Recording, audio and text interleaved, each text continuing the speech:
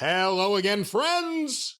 And you are our friends, and we're doing this again, and welcome back to another edition of Jim Cornette's Drive Thru right here on another day that we're recording and talking about wrestling, another day reviewing wrestling, and another day answering your questions right here with the star of the show. But first, I'm the host, the great Brian Last, and here is the aforementioned star, Mr. Jim Cornette.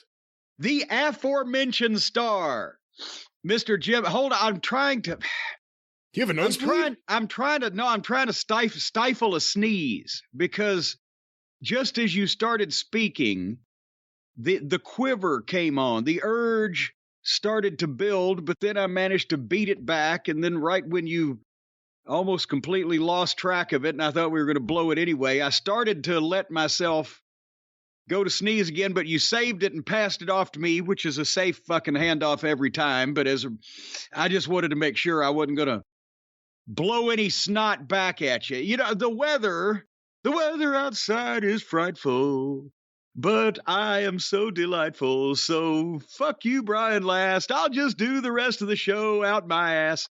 Good for you.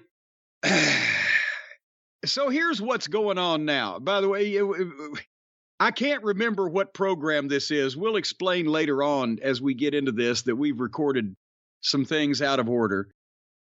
But I believe on the experience was when I documented that we almost blew away in the city of Louisville last week with the 75-mile-an-hour winds and the freakish weather and my neighbor's tree. Did you see my tweet where I tweeted the tree, the neighbor's tree that fell on my fence that's the size of a fucking city bus? Did you see that tweet?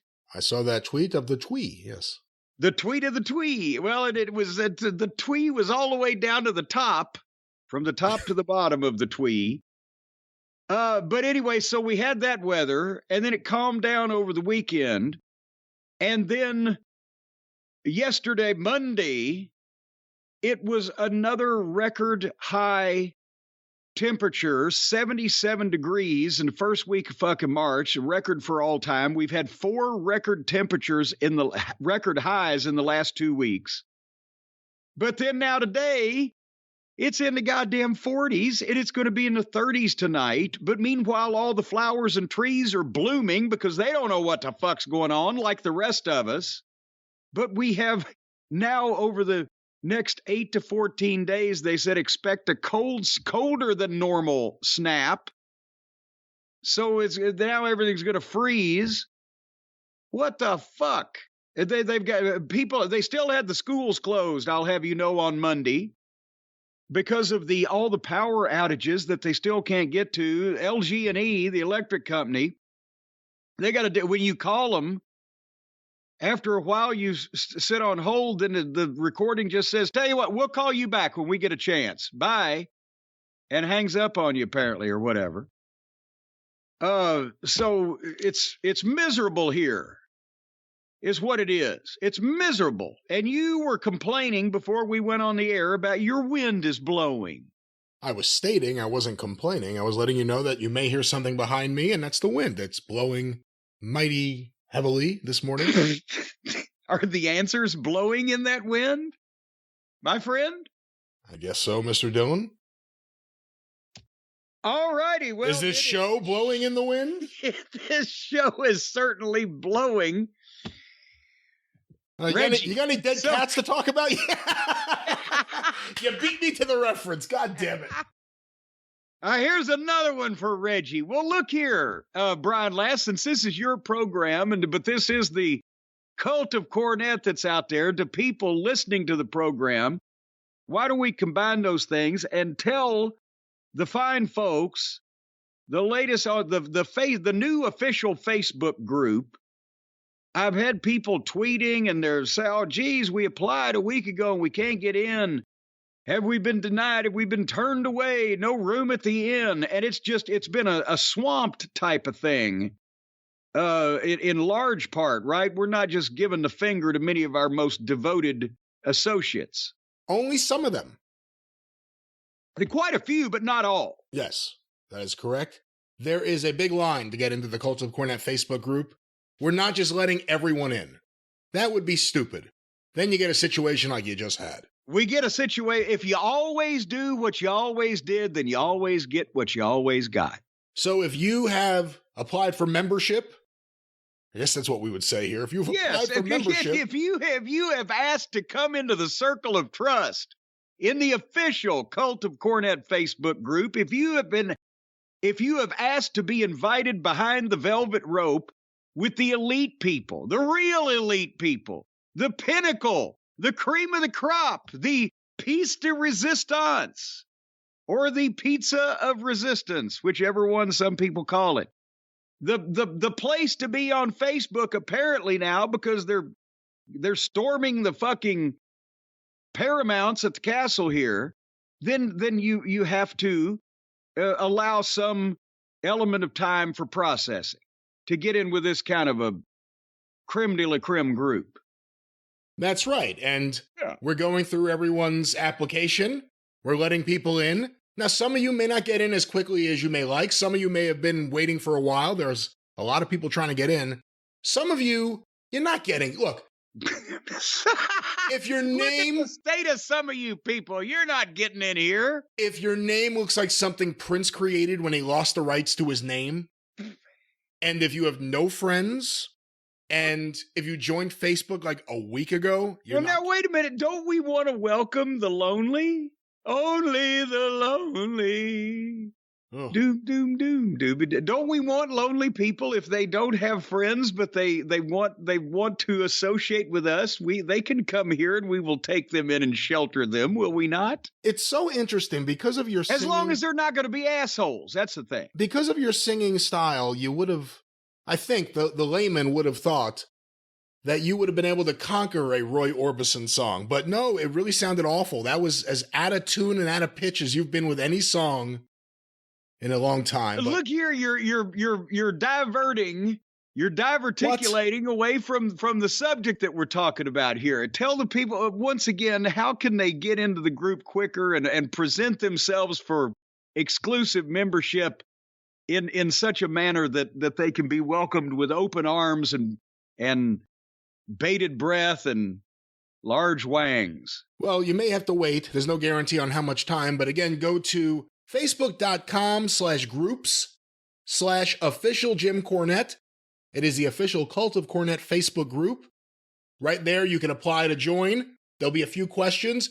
Answer them. If you're someone that may look like you have a suspicious profile, this is where you should explain yourself if you want to get it. Yeah. Show your papers. Explain yourself. Now, a couple things, Jim, I want to make notes here while we're talking about this, because this is the best way for people who are in the group or trying to join the group to hear information about said group. If you join the group, if we let you in, do not create a post announcing your arrival. Do not create a post to say, hey, I'm so happy to be here. Here's a picture of me. Here's information about me. We're very happy you're here. There's a concerted post for everyone to say hello, but we don't want to fill up the page with lots of introductions because, as we said, there's a lot of people trying to get in. So some people are just saying, hey, here I am, and I'm happy to be here, but it's not like that's really something that a lot of people who can reply anything other than, well, welcome, and you're done, right? It's not a topic of conversation, so it would kind of clog things up.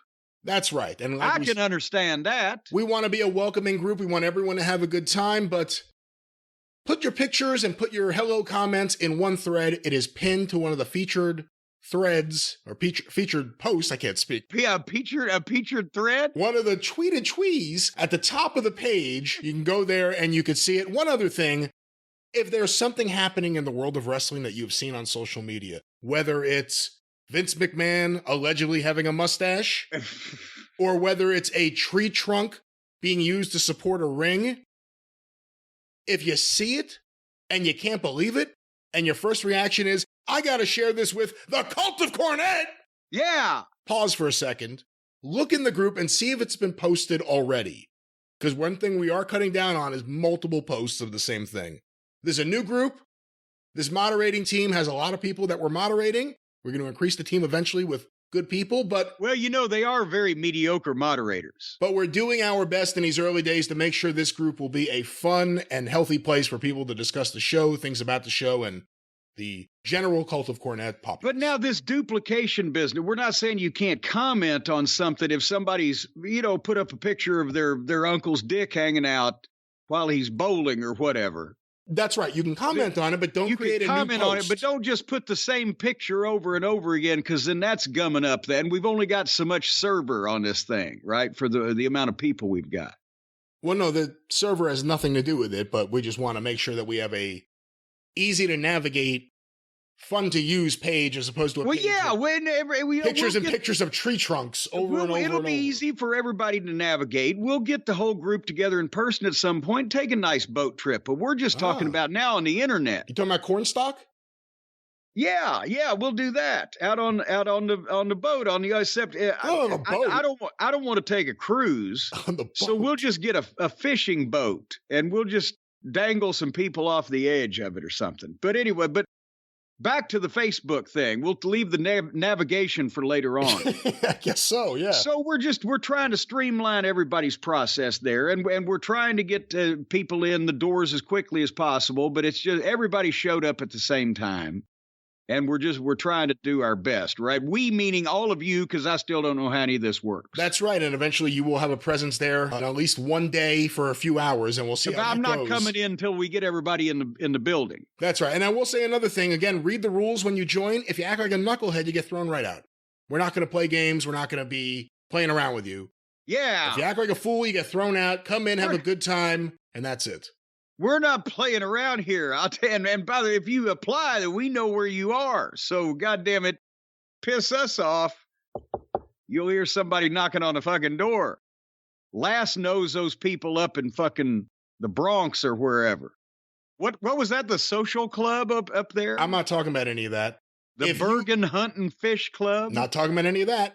If you are a member of the Cult of Cornette and you watch the shows, whether it's Monday or Wednesday or Friday or whatever other day they may be, there are probably going to be threads on the group page so you can have a conversation with other members of the Cult of Cornette while these events are taking place. Well, there you go. So you can do that too, whatever the fuck it is you just said. Exactly. All right. Oh, and we got to mention also on the official Jim Cornette YouTube channel, which thank you, everybody, been listening to the clips lately, but our illustrious and priceless, I mean, you can't put a price on him. He's absolutely worth nothing. And we'll give you 25% off that. And take 25%. No, Travis Heckel, what a job. He is in the Louisville area also, and he was one of the 100,000 whatever the fuck people without power, and he was continuing to submit the fine artwork by going and healing the fucking free Wi-Fi at McDonald's and Chick-fil-A. He hit them both because they kicked him out of McDonald's. They said, "Sir, you've got to leave. You've been here for 9 hours, and all you're doing is drawing pictures of what appears to be cartoons. Are you trying to potentially lure children into that panel van you're driving?" And they kicked him out. I don't think it was that, and I don't think we should be joking about that with a man like Travis Heckel. Well, I know I wasn't going to bring up his parole officer and all the things that he had to say, but go ahead. But we thank Travis for doing. That's right. Going over and above and beyond and around and about and coming back again, submerging past everything to triumph. He's very popular, you know. He's very popular. Popular. Yes, that's what I said. All right, well, this is your show. No, it's not. See, now we got that one for you too. Wild card, it's your show. You can't. This is not a tag team match, playa. Did you see that? You can't just tag off. Someone sent a video. I forget it was on Twitter or where it was. Did you see tag team boxing? What? No. It was on DAZN, DAZN. Oh, we finally figured out how to pronounce that. Now you just say it every day. I saw like a 90-second clip of one guy tags the other guy, fucking monster pop. And then the other guy jumps and starts bopping around and he starts throwing some punches. And then the other guy quickly makes a tag after getting rocked a little bit. but I didn't even know about this, and I need to find out more about it. Was this here in this country, or was this one of these crazy Polish things that they do over there, or what? Tag team boxing, I'm looking up. Because I guess if you were doing good, you wouldn't tag out. But if you get rocked, you could run over and tag real quick for real, and it would work. Well, hence why they had tag team wrestling. That was the reasoning behind that 100 years ago. Here's an article from MMAmania.com with clips. It says, highlights, Los Pineda Coladas versus the Fantastic Two tag team boxing match ends with wild KO. Where is this? It's in England. Pina Coladas. It's in England. Wow, I never would have guessed. Telford, England. At the Telford International Center. Oh, well, now everybody knows where they're at. I'm going to save this link. I will send it to you so you can check this out. Tag team boxing. This is what we've come to now.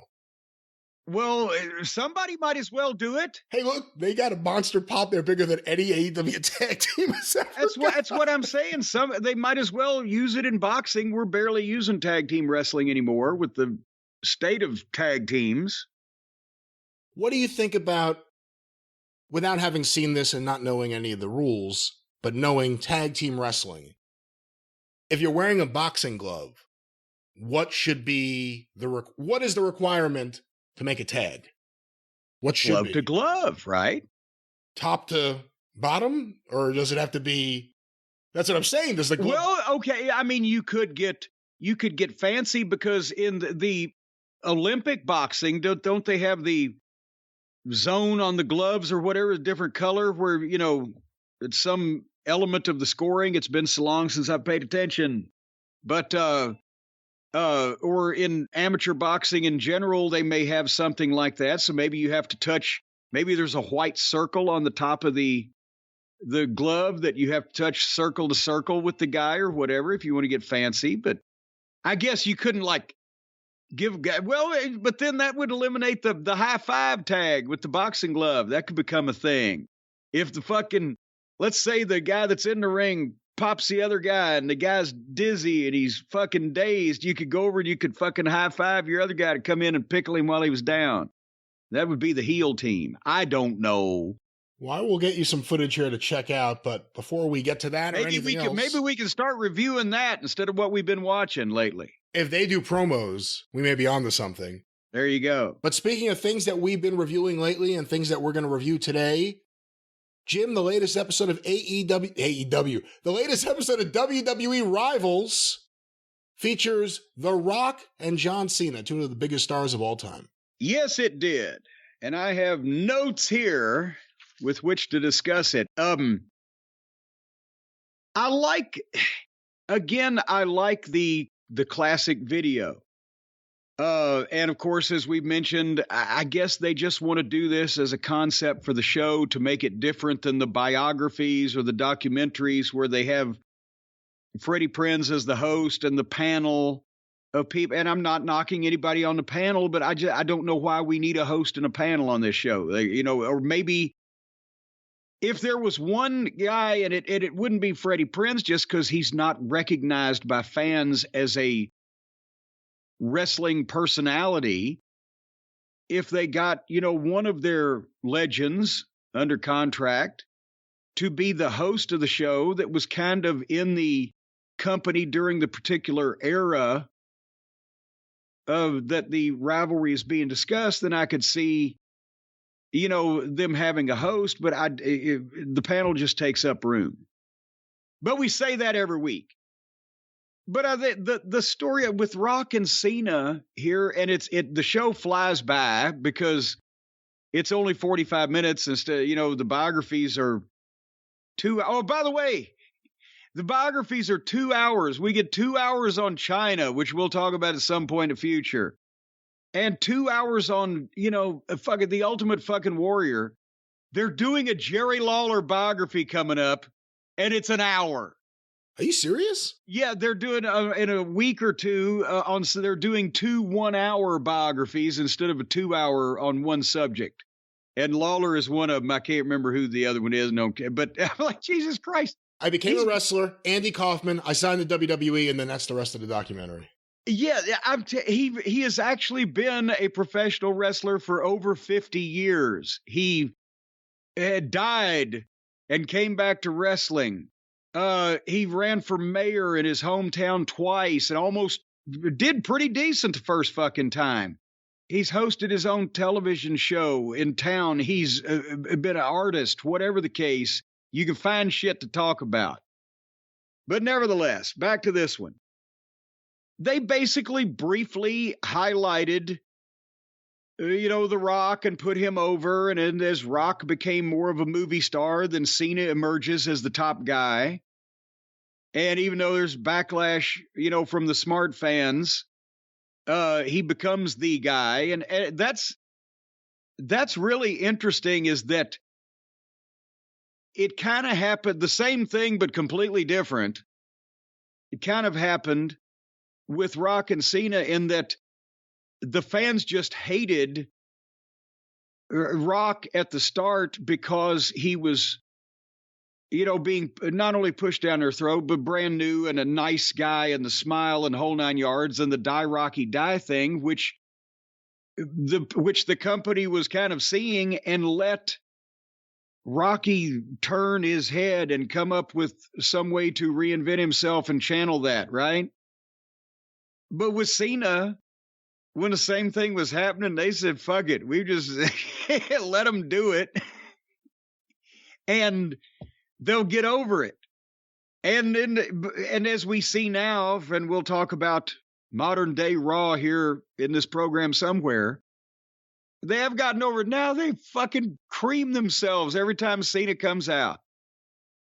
Because they thought, they were, what I think it was? They were like Mama Cornette used to say. They were longing for the good old days when fucking Cena came along and said, we wish we had The Rock. So they booed him, but now Cena looks better than whatever they've got practically in front of them today. Nevertheless, they profiled these guys, and then all they had to do was tell the story that Cena started of knocking The Rock for not coming back and being a movie star and wanting to be an actor and maybe part-time guy, and him being there full-time.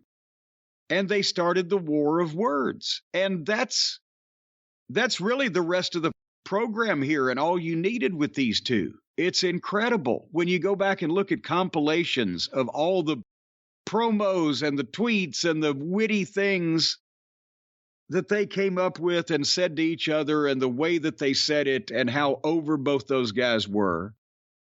That you can tell that's why they fucking did 2 WrestleManias in a row. Do you not agree, young Brian? I agree. I enjoyed those clips almost as much as any of the actual. I mean, it wasn't that much wrestling footage, and the wrestling footage they showed was clipped, and it was only the end of the matches. Yeah. I mean, this was completely. We're going to talk them in the building by the 2 best in the world at it at the time, and again, I would have cut down a lot of the talking heads talking about how great it was and showed more of the stuff of how great it was. And by the way, is that Brian Gerwitz? I don't know that I've seen video of him. I've seen a picture, but I don't think I've seen video or heard him speak. And he is the ultimate nerd, isn't he? Man, it's so funny to hear you say that. I saw him on there and I was like, man, this guy looks like the biggest dork I've ever seen in my entire fucking life. I heard that he and Heyman, that's one time Heyman got in trouble because he and Heyman had a screaming match that almost degenerated into a slap fight at Titan Tower, and that fucking even Heyman didn't level this fucking guy. I've lost all the respect for Paul. And this was 40 or 50 or 60 pounds ago for Paul. But anyway, but he latched onto The Rock, so well, there you go. He's a pebble now. I had forgotten, truthfully, the main event of WrestleMania 27 in 2011 was John Cena versus The Miz. God damn with it. Alex Riley. Remember that? No, I don't even know who the fuck that is. I wasn't watching then. But The Rock is the host. John Cena is challenging The Miz So, Jesus Christ. Not to jump ahead, but again, it's been a long time. Or was he challenging, or was he defending? Or no, the other, Cena lost because of The Rock. So whatever the fuck was, The Miz was in the main event at WrestleMania. Go ahead. There was another point I had forgotten about where Cena said he had a tag team partner for, I think, Survivor Series, and it was going to be The Rock. Who was the tag team they were yelling at? The Miz and R-Truth. Yes. I made note of that later. Was that a troubled period in the company's existence, or did somehow lightning just struck and they put those guys in that spot? There have been roster issues for a long time, and it stood out as a sore thumb when you see it now after the fact that these are the two guys that The Rock and John Cena are going to team up against. I've made a note here. I said they booked Rock and Cena versus Miz and R-Truth. It's like Secretariat versus Beetle Bomb. Very good. But anyway, but then thankfully, they got to the meat of the matter. They did a 1-year build for that first match. And I remember a lot of the discussion and the et cetera, even though I was immersed in Ring of Honor, everybody was still talking about that at the point in time. But that's the best thing they could have done. I mean, the worst thing would have been, oh, goddamn, somebody gets hurt, but Rock wasn't wrestling. It was sparingly, right? And just to do the angles. And Cena has always been a pretty safe style and an Iron Man. So they had balls to do that. But can you think of any two other guys they could have done that with in the business that could have kept it interesting without doing physical angles all the time, or you just kept it interesting, period, verbally? Like that. These guys were incredible. Well, I will say, they did keep it interesting, but it is a lot more interesting when you cut it up and you don't have months in between things like they did here. Here, when you lay out the story like they did here, it's an amazing, brilliant story from beginning to end because, you know, the tweets and everything else and the comments by Cena, it's put together perfectly, but it took years. And then was this, because I wasn't paying close attention, as I've admitted, but was this their twist on it, or did Cena actually get the Fruity Pebbles endorsement deal after the fact of The Rock calling him Fruity Pebbles? I'm not sure. I mean, I know what they said in the documentary, but I didn't even think about it being the other way around. That would be fantastic. Well, no, that's what I'm saying, because they said that in the documentary, that Cena turned it around and got an endorsement out of The Rock making fun of him, calling him Fruity Pebbles. If that was the case, rather than Fruity Pebbles going to be a sponsor and Rock said, well, I'll fucking call you. If they knew that the cereal was going to be a sponsor beforehand, that kind of takes the fun out of that. So I like the way they told it, but I'd like to know for sure. But nevertheless, at least it wasn't Magic Spoon or something. They've got video coverage of all of this backstage stuff and just the different camera angles and the stuff you never see of the modern era, because they're always shooting for documentaries. And, you know, you can have a camera anywhere, whereas back in Bruno's day, even if you could take one of those giant fucking television cameras just around anywhere you wanted, they wouldn't have had the kayfabe footage to begin with. But it is nice for them to be able to put these documentaries and things together with stuff like that. But, you know, when they did the promos, nobody today, I mean, you can say MJF, and honestly, this is a whole different level of not even cutting convincing wrestling promos. This is off the cuff shit. This is the inflection, the delivery. And I think MJF's capable of it, but he's never had anybody at this level at his level like these two did, where they're pretty fucking even in their own inimitable styles. MJF's not had anybody to really joust with like this, but can anybody say that they're talking to each other in the wrestling business like this today? No. It's so far above what's, and I'm not even knocking I guess the modern guys, most of the time when I say that, because how often are you going to find a fucking Cena or a Rock? But it just points out why that everybody's longing for the old days and the stars to come back, because where do you get personalities like this? And then when fucking Cena pointed out Rock's promo notes on his fucking wrist, and that was I'm sure not accepted very well by The Rock on live TV in the middle of the fucking ring. And I mean, Cena's still doing an element of apologizing for the way that he went about it, and he goaded Rock into the match, and it's good they're telling that story, because it's wrestling. We don't know where the real part ends and the work begins. I would think Vince had a lot to do with that as well, that they couldn't just come out and fucking talk about. But you could believe all this shit. And the fans could see that the guys were actually, fucking firing at each other verbally with shit that they might not know was coming.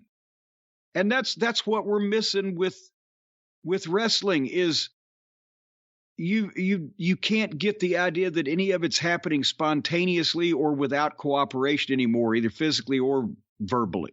Don't you think? Well, the other thing is, it's about seeing the big picture. If we are to believe that The Rock and Cena were going out there not knowing what the other one was going to say and zinging each other, and there wasn't exactly warm feelings at that moment between them, that means after the fact they went in the back and and there's the wind. That means after the fact they went in the back and they still decided they could do business together. That's the difference. I don't know we just saw CM Punk and Adam Page, different kind of scenario, because it was more of a shot to fuck the person as opposed to trying to build something or get somewhere. Well, but also, if Adam Page ever was put in a fucking position where he was part of something that could have made the money of fucking Rock and Cena, he'd be sucking a guy's fucking tallywhacker to fucking make He'd have a meltdown. Yeah. He wouldn't be able to do that. But I think, what was your question again? Well, no, I'm saying that nobody is believable like this. And with the zingers in the ring, when you said, well, they're going in and not knowing what the other guy's going to say. No, let's face it.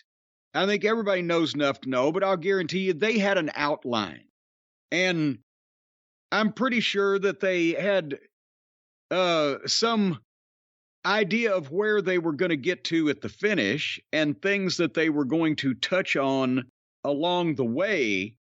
But both those guys had the freedom that they don't have to be like some of the regular talent and get criticized if they don't use all the big words and the oddball terminology that doesn't sound like them, but they do it anyway in kind of a monotonous. No, these guys can go out there and they can riff a little bit or, hit the fucking notes the way they want them.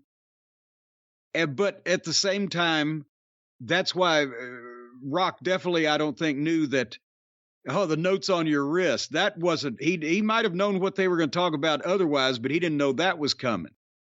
And then he's got to figure out some way to make the other motherfucker uncomfortable on live television at some point, still within the parameters of doing business, not trying to undermine or take up for his friends or sabotage the whole program to, verbally get one up on the guy. This was the constructive shooting where you're needling a guy enough where you get legitimate feelings back and a light of fire under his ass, as they used to say, where he's going to fire back up. It's actually what Muhammad Ali did to Joe Frazier, because he knew Frazier wasn't a good enough talker or a good enough worker to be able to carry it off if he was trying, and if Frazier was a nice guy and whatever. So Ali pissed him off for real with all that shit to draw all that money to the point where Frazier still hated him years and years and years after the fucking fight. Even when Ali had told him, I was doing all this, to make us money. So, but that's what the constructive part of the shooting in this was. And honestly, when they had the match, 2012 is 11 years ago. It was a Legends match where both of them still, I mean, The Rock looked incredible and Cena had not reached, elder statesman, status at that point and completely become a movie star. So he was still in shape and they could both still go, even though you weren't going to see any, moonsaults or goddamn elbow drops off the top rope through the ringside desk, because these guys were worth tens of millions of dollars to their respective selves and companies. And you couldn't do shit like that and risk that injury. But where they made up with it, they had great false finishes because they had signature moves that were over and ways that they could each foil the other's signature moves and take the audience and Pat Patterson was, I'm sure, closely involved in shit like that to take the people on the ride so they felt like they had seen the dream match, because they couldn't tell what was going to happen. They couldn't call the winner. And then Rock won the first one. And then they set up another one at the Rumble. Cena wins the Rumble and The Rock beats Punk for the title. And I remember at some point, I think people were going, oh, what the fuck? When did they make a three-way or what? No, because this is Ali Frazier too. And they do it again at Mania the next year. And this time also, I'm sure that, do you think at that point, since Rock was mostly a movie star, Cena was still mostly WWE material, that Cena would have lost the first one if they hadn't known that there was going to be a second one and he was going to win it? The last one? You wouldn't think so, no. So, but wouldn't you know who won the pony the next year? Cena won that one. And they didn't do 2 out of 3. Because that way they're still even. But the important thing in this instance was who won the last one, and that was Cena, who was still more involved with the WWE than Rock was going to be going forward. And The Rock passed the torch with holding his hand up, and then they both end up as movie stars.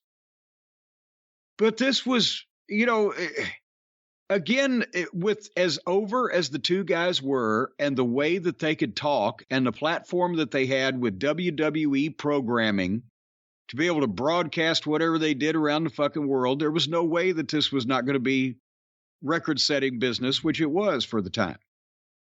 It was a big deal, and the big moment that always stuck with me was Cena calling out The Rock for having the notes on his hand. That was a big deal, and it changed the way I think some people saw The Rock. Because you knew he had writers always, but now he can't even remember what his lines are out there or what the bullet points are.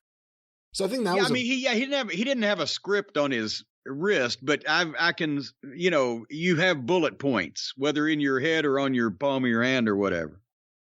But this was a really good special. Again, other than the fact that it's disjointed with all the Freddie Prinze stuff, nothing against him and his wacky team of investigators there, but I don't think we need that on the show. It adds nothing. His wacky team of investigators. What are they doing? The lights are out. There's just blue lights. He's leaning over the table like they're plotting some kind of investigation. What the fuck is going on? I know, and at one point, a talking head was Gargano telling us how great, what was he, fucking 7? And he's a mumble mouth, which I never realized because I hate his promos. Why would he be the talking head on this thing? Because he was watching television at the time. That's, maybe he was wrestling at the time. He was already wrestling. He wasn't. Oh, come on! In 2012? He's only fucking 19 right now. Oh, give me a break. Give me a break. He's a bit older than that. Well, he's gotten old with me. It don't take a lot of his gravy to go all over my plate. But if maybe that's the perfect job for Gargano in the WWE, is watching other people on television and then just commenting on what he saw rather than actually doing it himself. It's nice when stuff happens during that period of time where Bruce was fired for cause, because then he's not in any of these documentaries. It makes that a really nice added feature. You had to fucking throw for cause in there. I was just I like to put the facts and the truth out there. Did I say anything that was wrong? Sometimes it should be for fault. Your fault. No, it was your fault. Well, I'm firing you for fault. For cause and fault. Whose fault is this? This show today, this is your fault, but okay. On that note, lots of things, including podcasts that lots of people enjoy, could use some renovations. Maybe the main roster of one or two companies can use a renovation, and perhaps your bathroom could use a renovation. Oh, boy, I tell you what, my bathroom after this morning, my morning Russo, holy mackerel, the walls are now light brown and they're slightly dripping. And besides that, I had to get Harley a gas mask before she was able to come in there and use her little pee pad. But I'll tell you what, folks, if you would like to upgrade your home so it doesn't smell or look like the inside of a toilet, well, the best place to start is where you keep your toilet. That's your bathroom. And if next to your toilet, where you do all your defecating and perpetrating, is a shower or a bathtub or both. Now, right there, I don't know how that we as a human race came to the point where we're just putting places where we cleanse ourselves right next to places where we do the doo-doo. It seems like you'd want to keep those places apart so there wouldn't be any cross-pollination or contamination. But I'll tell you what I need you to do right now, folks. I need you to, as soon as this program is over with, maybe even put it on pause.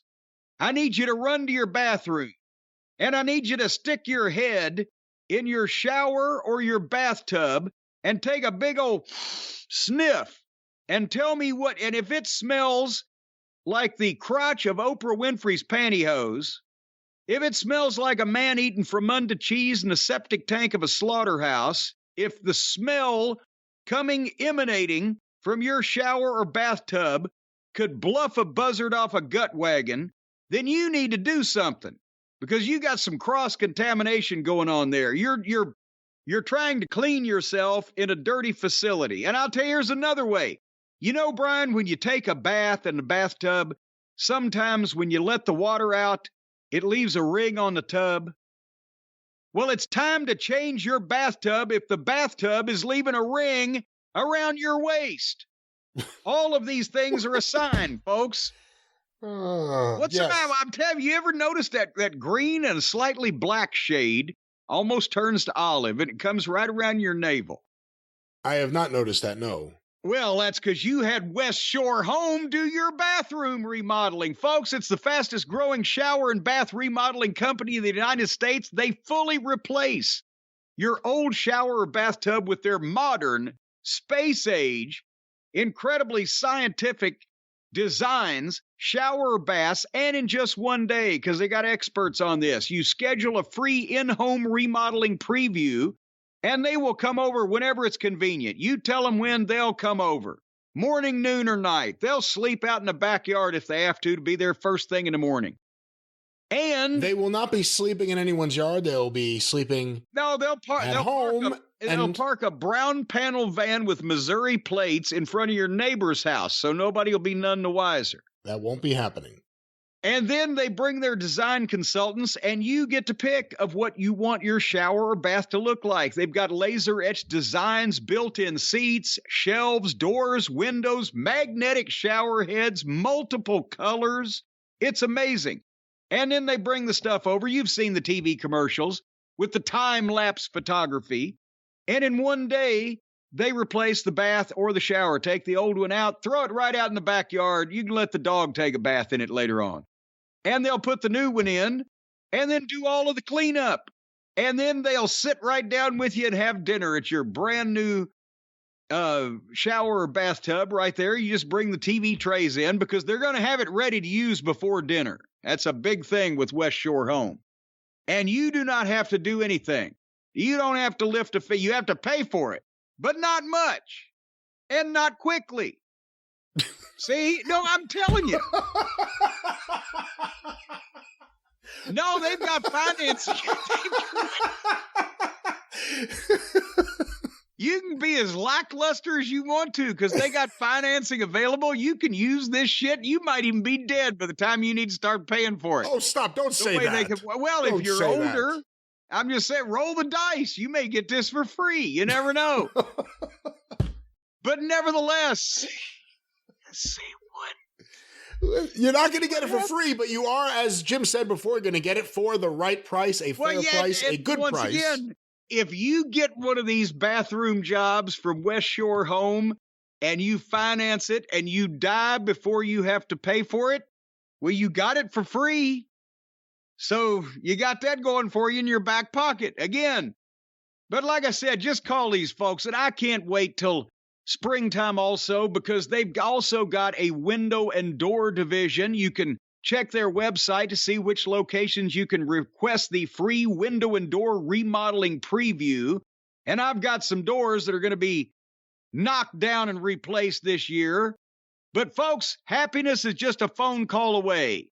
And that way the shower will be spotless. The bathtub will be immaculate. And you'll go back to the old way of doing things where you get the shower or tub dirty instead of the other way around. That's what you're shooting for. Don't let Andre the Giant crap in your tub, but nevertheless. Right now, go to promo.westshorehome.com/Jim, and they will know that you are affiliated with us. And they will give you all the real information instead of kayfabing you, trying to play the old Army game with you, giving you a bunch of who shot John. If you go to promo.westshorehome.com/Jim, well, then they know that you got the secret knock and you're a kayfabe member of the community. And right now, are you ready, Brian? Who you hitting if over you there? live, I'm getting ready. I'm stretching for this one. If you live in or around the following communities, you can take advantage of the most incredible shower and bath remodeling job that you will ever get. And they are as follows: Louisville, Lexington, Cincinnati, Indianapolis, Pittsburgh, Harrisburg, Philadelphia, Baltimore, Richmond, Salisbury, Virginia Beach, Winston-Salem, Charlotte, Greenville, Asheville, Knoxville, Chattanooga, Charleston, Wilmington, Myrtle Beach, Greenville, New Bern, Columbia, Atlanta, Jacksonville, Orlando, Ocala, Tampa, Birmingham, Huntsville, Montgomery, Oklahoma City, Houston, Dallas, Austin, San Antonio, Phoenix, Denver, Colorado Springs, and Salt Lake City. promo.westshorehome.com/Jim. Well, that's right. But Jim, before we go too much further and before we continue renovating things over here, let's go back in time and let's go to the AEW Revolution review, which we recorded yesterday as we are recording today. Let's go right now to Jim's review of AEW Revolution. Well, we are back to the future right here on this show, recording at a time, at a step, but we are talking about the AEW Revolution 2023 pay-per-view event from San Francisco. And of course, to review it, the star of the drive-thru. I'm doing an intro for What do you do? I don't know what I'm doing. Here he is. I don't know what we're doing. We're watching too much wrestling. We're talking about too much wrestling. We're recording constantly every day. We don't know where we're at in the space-time continuum, but we have just finished watching, and I don't even know if I've said this earlier in this program, since we're doing this part of the program before the other part of the program, but nevertheless, it'll all be made clear when you hear the program. I wasn't awake long enough to watch this in its entirety or give it a chance, and the match that I wanted to see would have been on after I nodded off, which I was asleep at about 9 o'clock last night. So I got up bright and early on a Monday morning, and I started watching this pay-per-view at about 7:45 today, a.m., and it's just completed, and I've seen a bit of the media scrum, and it's fresh in my mind, and now we are recording this to get this in the pipeline. That's what we're telling people here, right? That's the truth of the matter. Brian, you should have said it that way. That's right. The pipeline or the main line. Depends on what kind of fan you are of AEW, I guess. Did you see the pre-show? Before we talk about the big event, no, did you see the pre-show? No, I didn't see the pre-show, the buy-in, or the countdown. It was, I got the pay-per-view where I could watch it on a real television.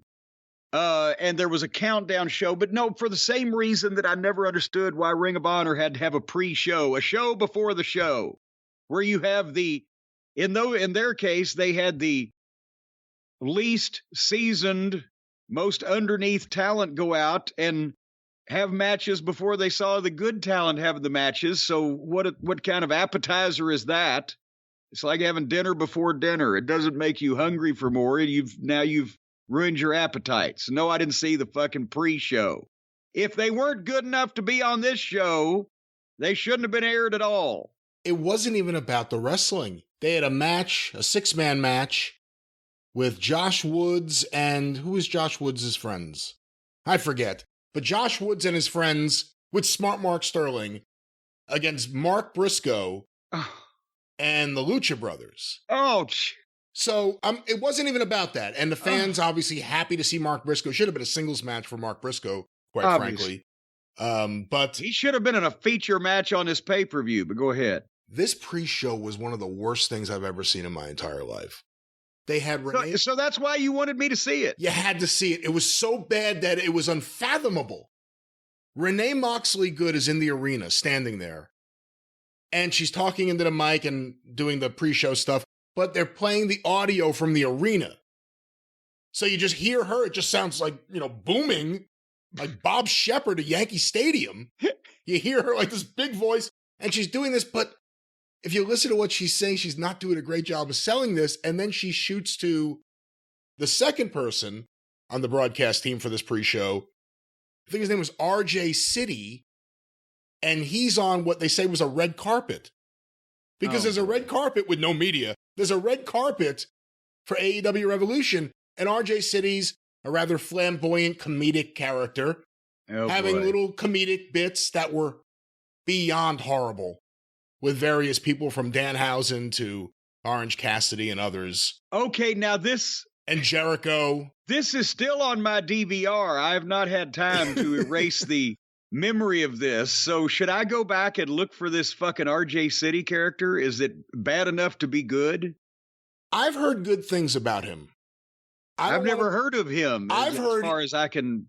I've heard good things about him, that he's funny, that he's creative. Maybe it's the setting and the way this was used. I don't even think he's the fault. I don't even know if Renee Moxley Good is at fault here. Whoever produced this to sell the pay-per-view is a complete idiot. This was one of the worst things. It was so bad, I couldn't believe it. And at one point, I was just watching this. I was like, does anyone else understand how bad this is?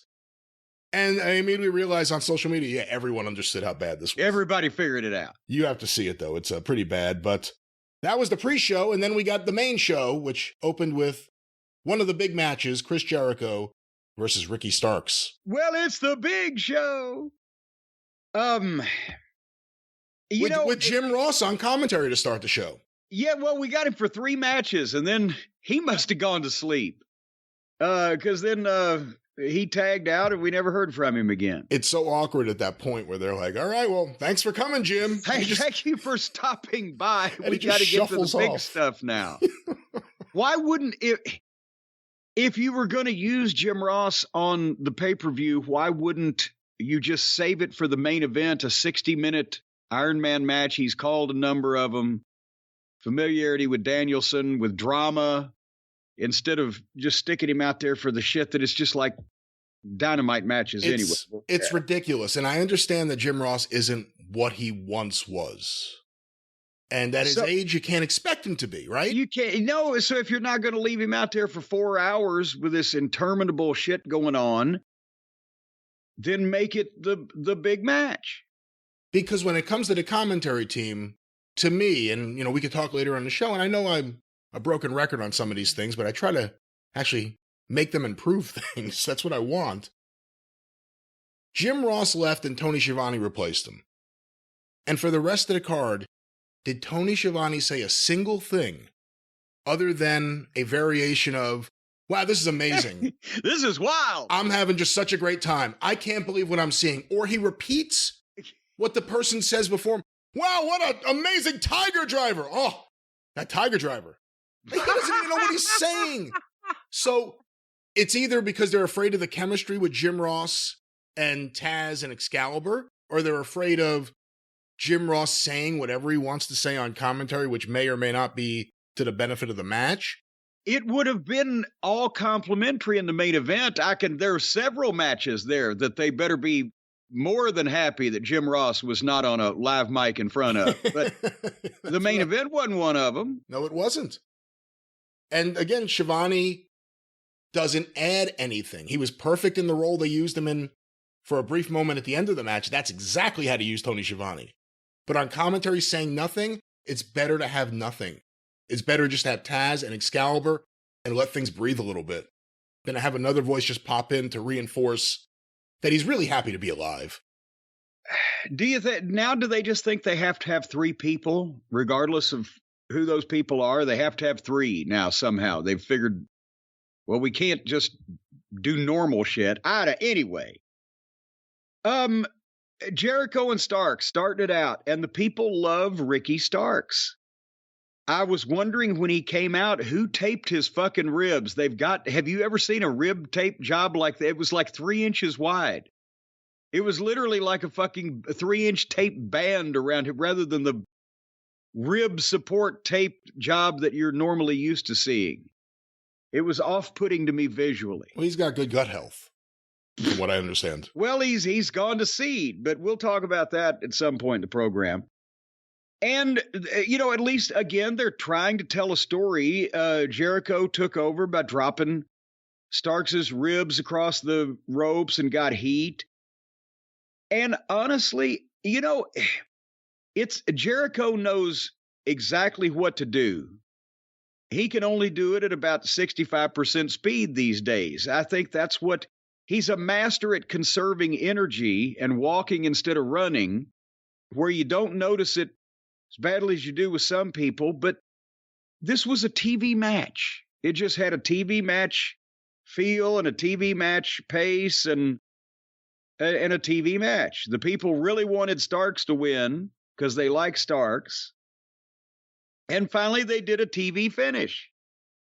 Jericho gets the Lion Tamer. Starks fights out, gets a single leg Boston Crab. And here comes Sammy Guevara running down there. As soon as he runs down, there's Action Andretti out of nowhere and tackled him. And while the referee's watching this, Jericho is in the single leg crab, but reaches and crawls and gets the bat. And Starks is supposed to let go, and he wouldn't let go for a while, and Jericho had to reach back and give him the Iggy.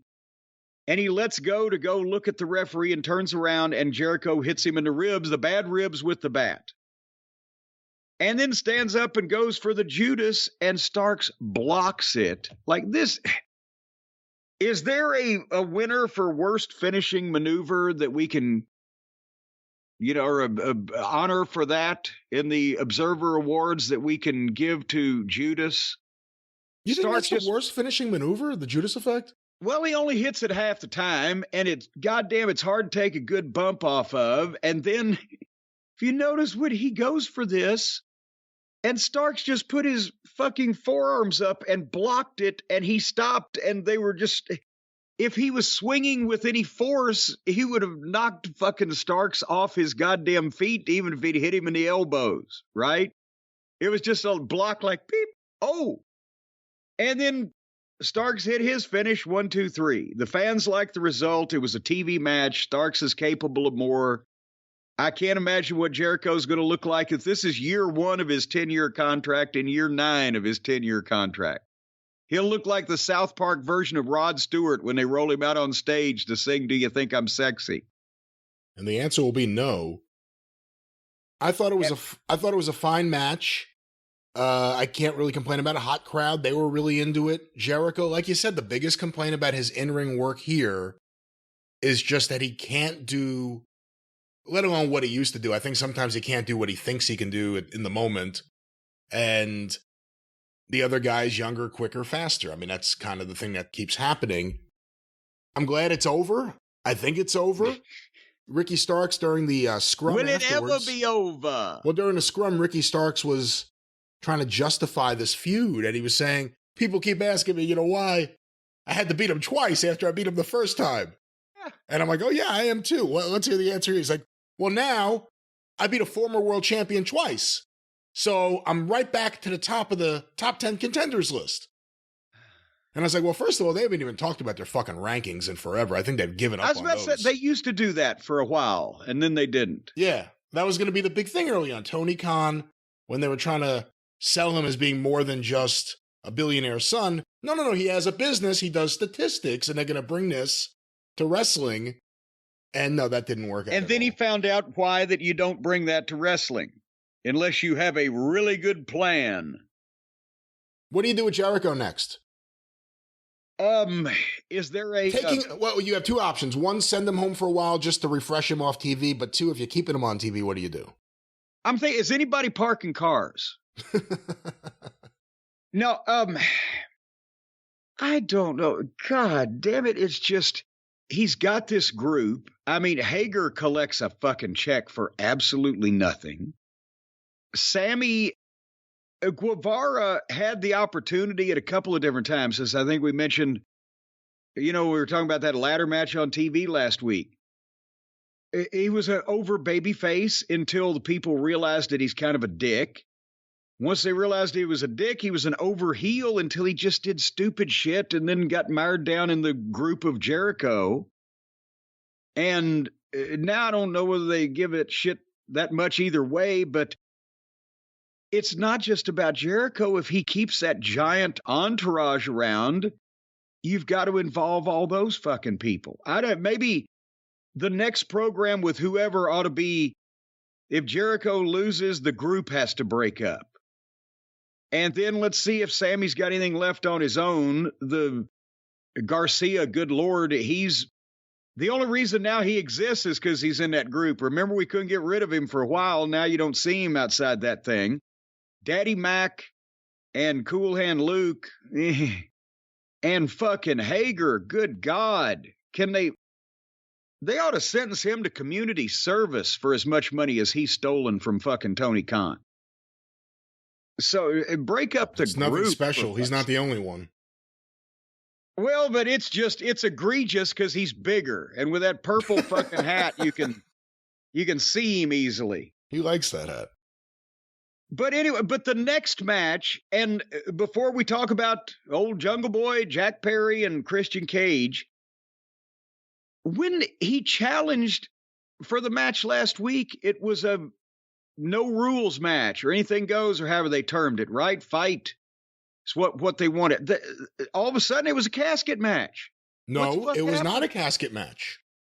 Well, what the fuck was it when they put the guy in the fucking casket? They did not call it a casket match once. Well, what did they call it? What was it? It did have a name. It wasn't Buried Alive because they couldn't use Buried Alive. They can't use Casket because they had a Texas death match that wasn't a Texas death match, so they had a casket match. But I don't know what the fuck but it's a casket match. Actually, a casket Buried Alive match because the casket wasn't at ringside. The casket was near the entrance stage, surrounded by a graveyard full of dirt and a shovel. So the question is, it's the final burial match. Well, goddamn, but that because they've both been buried so badly with this feud. It's the final burial. I don't know though. I think Baron von Corbin should have pioneered this fucking concept. But what I'm saying is, on Wednesday night they challenged for the match, right? And they didn't say anything about this. And suddenly the fucking match comes up in the pay-per-view and it's a casket Buried Alive final burial match. When did this happen? How did this take place? What was the reason for this? But did they get in a fight in a graveyard? Remember I told you there was a Jack Perry promo I saw that was very dark and ominous and he was like in the shadows and it was smoke and looking back now or thinking back now, he may have had a shovel. Maybe he was digging. Well, yes. And there was the promo on TV that popped up on the screen where he was, digging. But they didn't say anything about this match was going to contain any of these elements on television when they challenged for it, accepted it, announced it, which was just 5 days ago. I'm not trying to beat a dead horse here, but all of a sudden they come out, well, there's a casket. There's a graveyard. Maybe they didn't know if they'd be able to secure as much mulch as they needed. Well, no, that was dirt.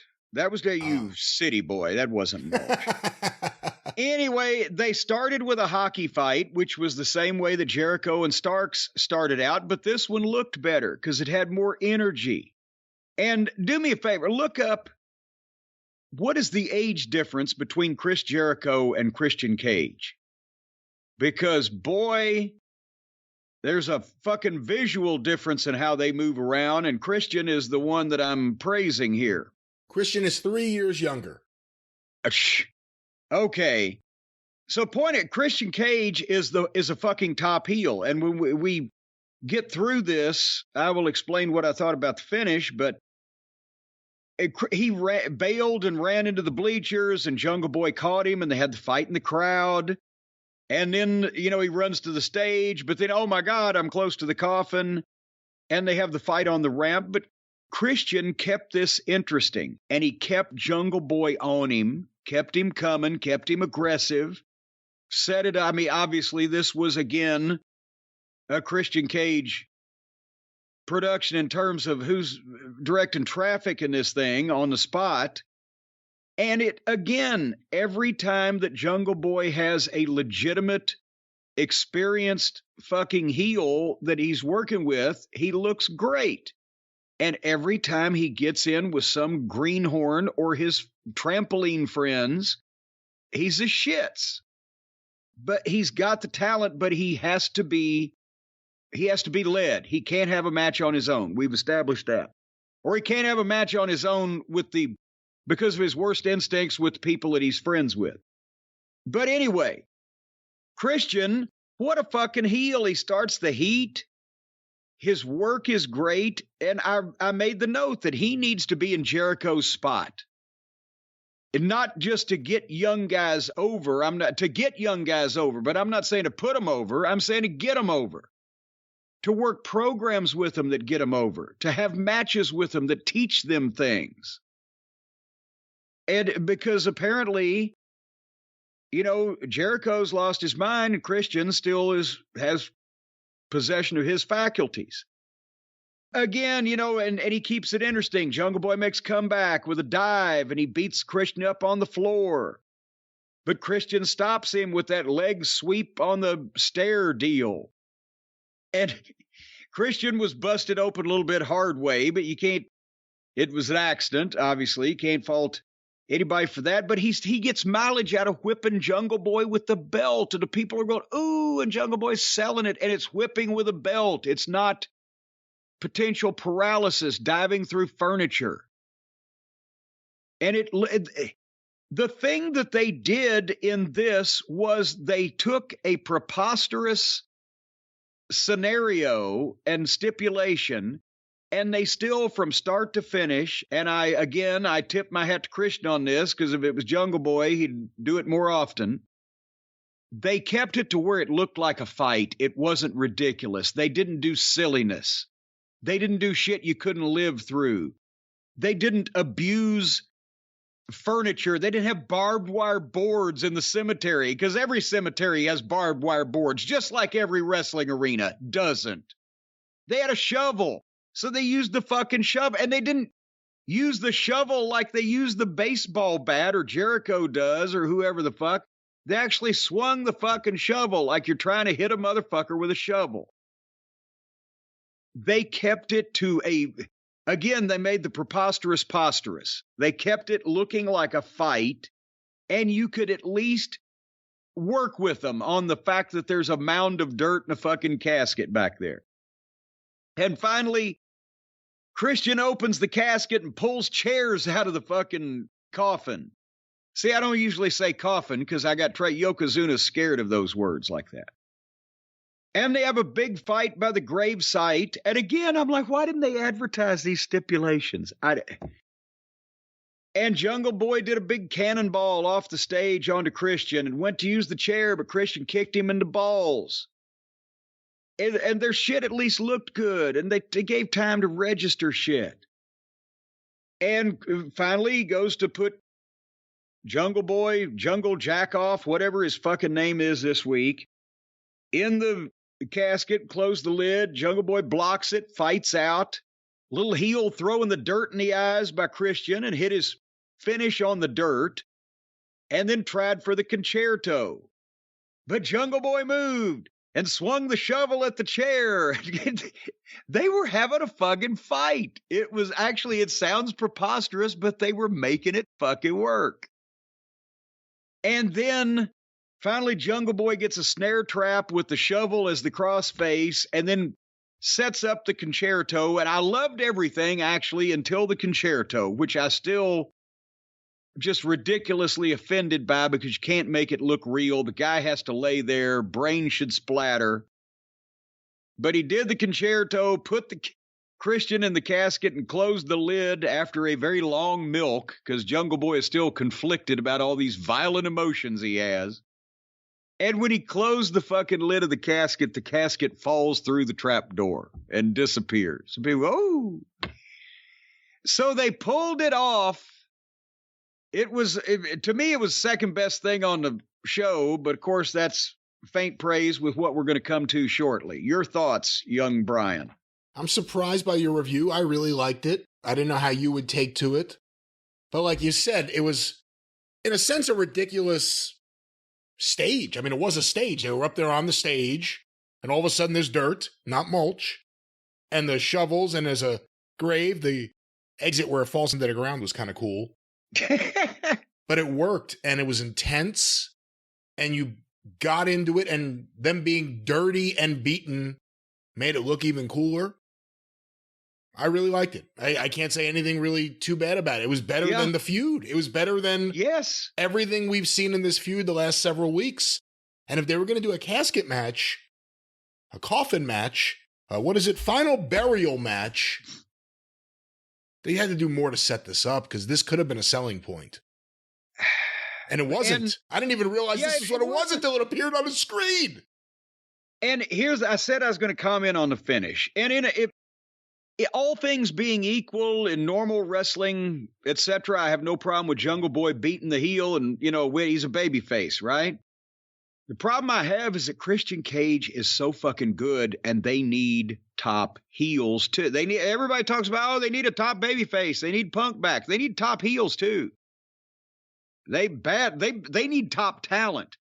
And every time that they have given Christian any length of time to talk on television, he's immaculate.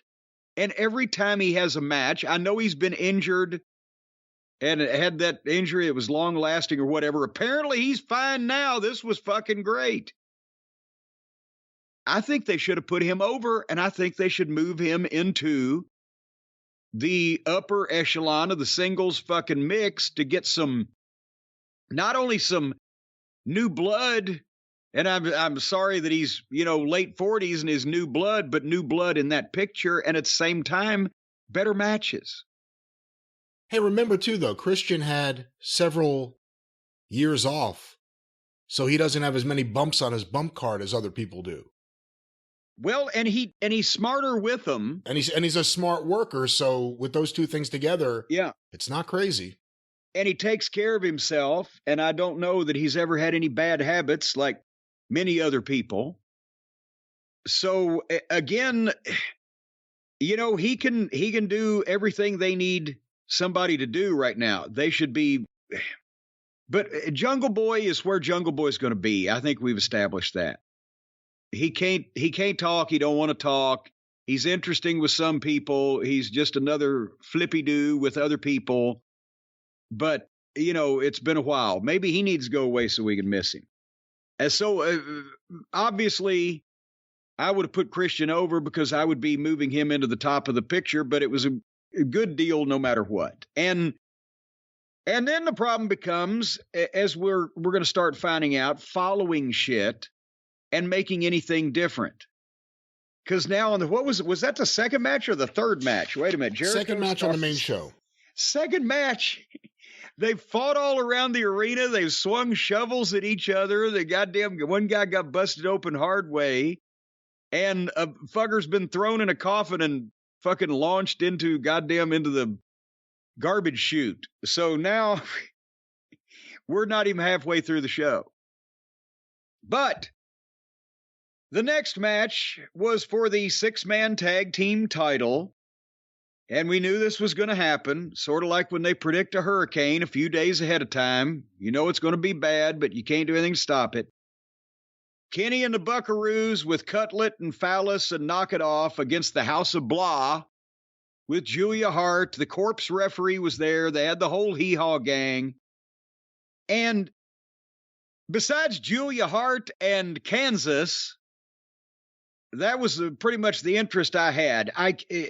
What are we going to say? It's always the same thing. I can't take their self-indulgent video game bullshit seriously. And Brian, if you watched it, because I'm not going to indulge these people with my time, but which word best described it? Contrived, choreographed, sloppy, or nonsensical? Well, maybe a combination of all those at different times, but I enjoyed it. I thought it was all right. It went on forever, and eventually everyone kicks out of everything, but you expect that. But the Elite lost, and the House of Black won. There was a great spot where they were going to do the Melter driver, and Nick Jackson did his flips. Wasn't within 4 feet of his brother, but he was perfectly placed for a knee from Buddy. That was kind of weird. Well, and I did see the finish where the House of Black win and then disappear. And that's all I could hope for from the House of Blah. And the division and the 6-man tag team titles. All right. So obviously I'm watching the wrestling matches.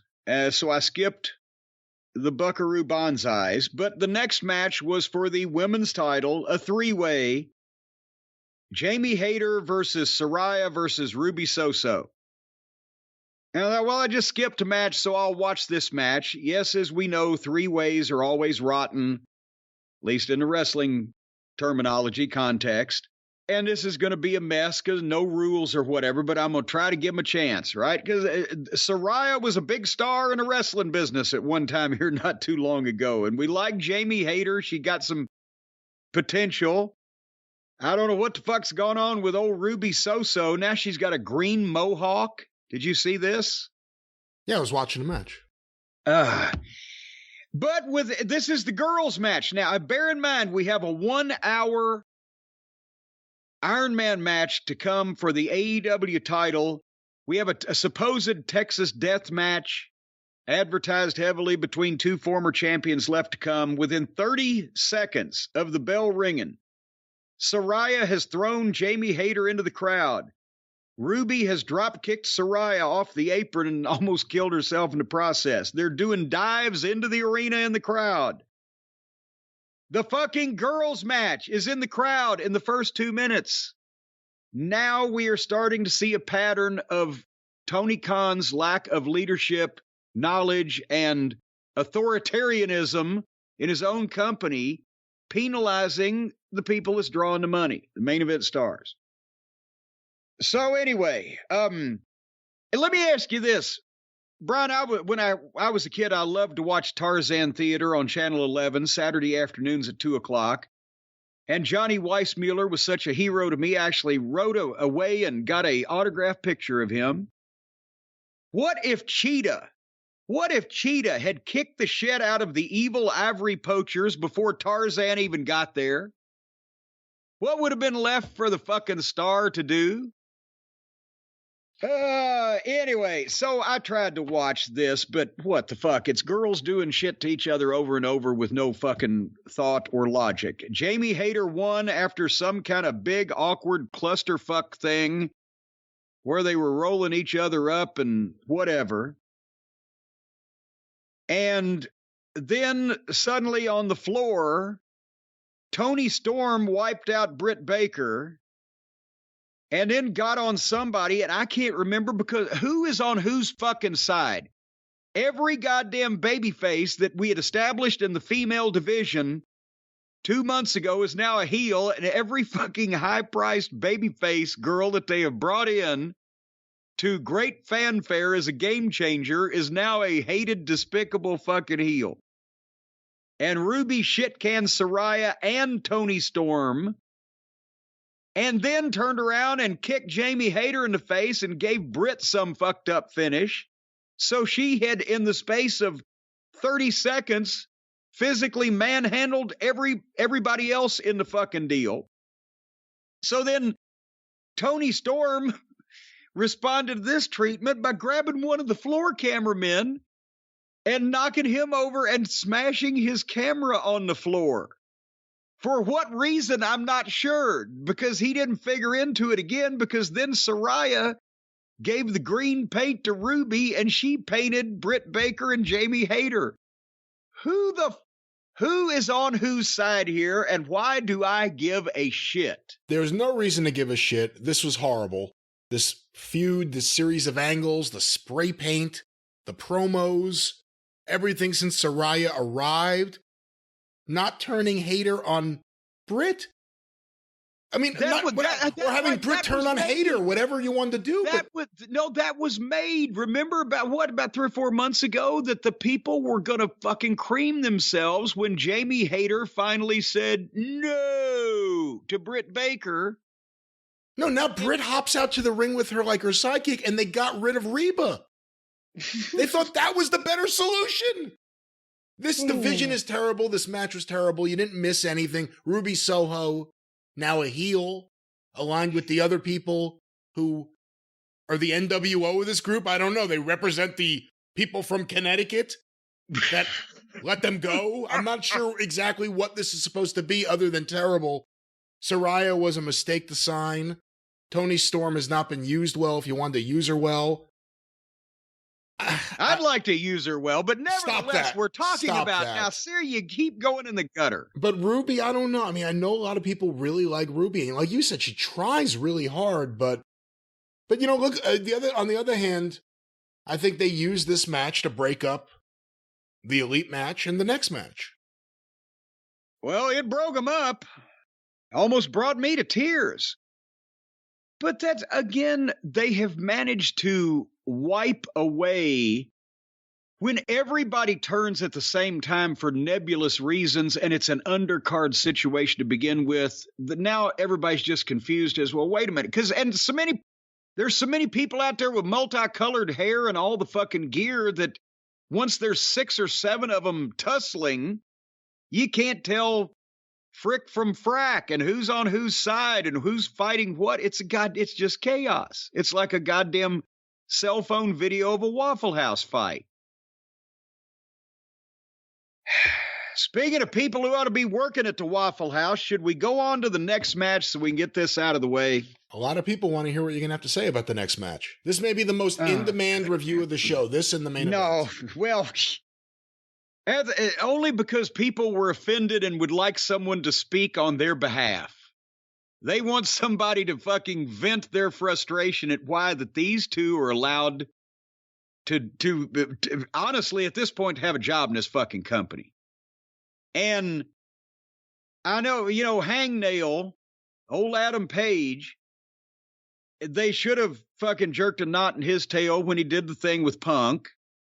But that cost the company a lot of money and lost viewership and revenue and time. The snowball, he started rolling down the hill.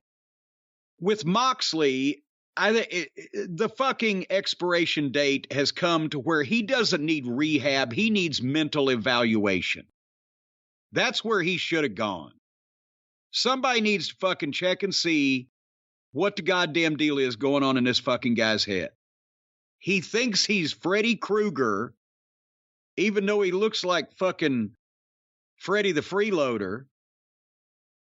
And he refuses to use the accidental celebrity and fame that he has gotten by virtue of him being pushed by the biggest company in the fucking world for that period of time to where now people know who he is. But because he was pushed by that company that kept him away from doing shit like this, because they apparently early on figured out he's a fucking mental incompetent and wouldn't let him do this shit.